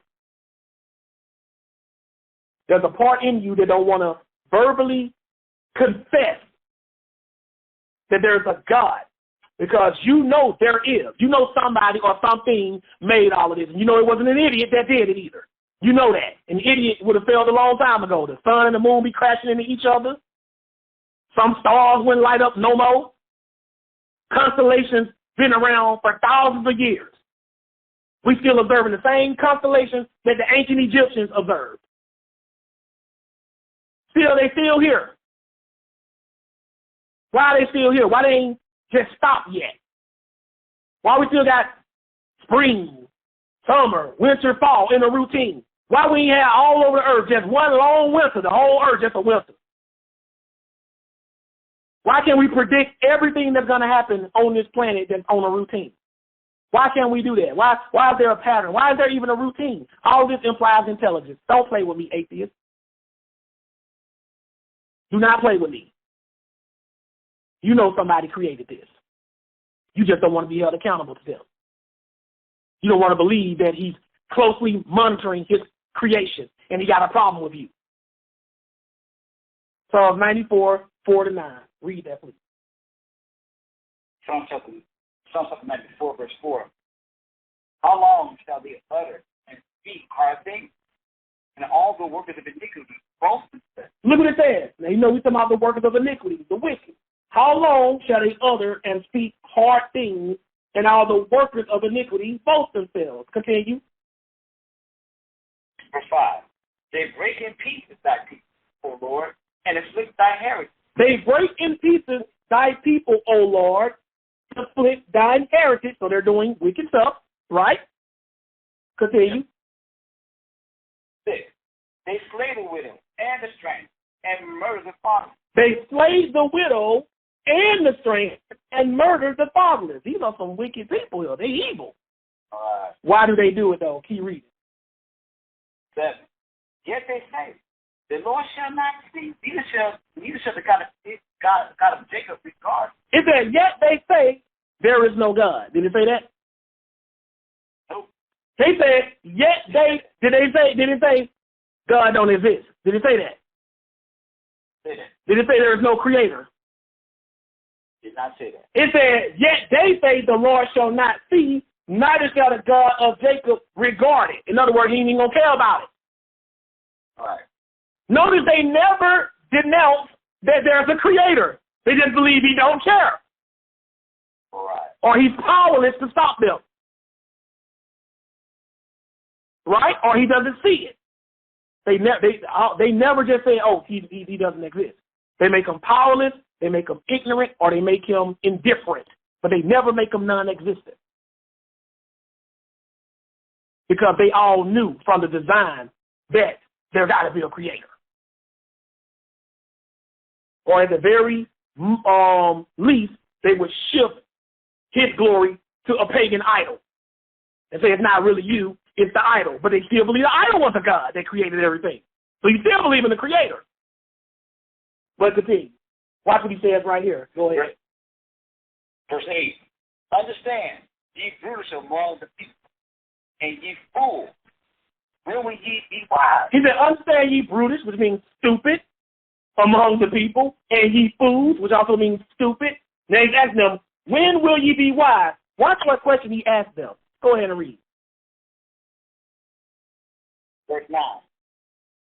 He that planted the eat, shall he... No, read that again. Read that again. He that planted what? He that planted the ear, shall he not hear? Mm-hmm. He that formed the eye, shall he not speak? You see what he's asking them? He said, he that planted, that created you to have an ear, shall he not hear himself? He that created for you to have eyes, shall he not see? See, he's telling you that if you have eyes and ears that were created for you, why would you think the creator ain't watching or listening?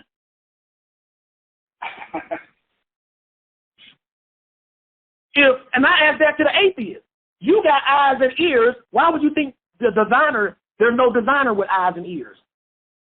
And he's letting you know, if you got eyes and ears, why would you think that the designer is not watching and listening to everything you do?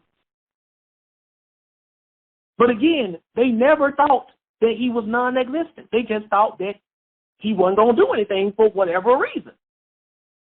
That's the real atheist. So sisters and brothers, what atheists really believe, and I'm talking about the honest ones, the intelligent ones, they can tell from the human body to events in nature that somebody or something designed this. They know there is a creator. Even the Bible in Romans chapter 1 confirms that by Paul that they know. The creation itself is all you look for to see proof of a creator.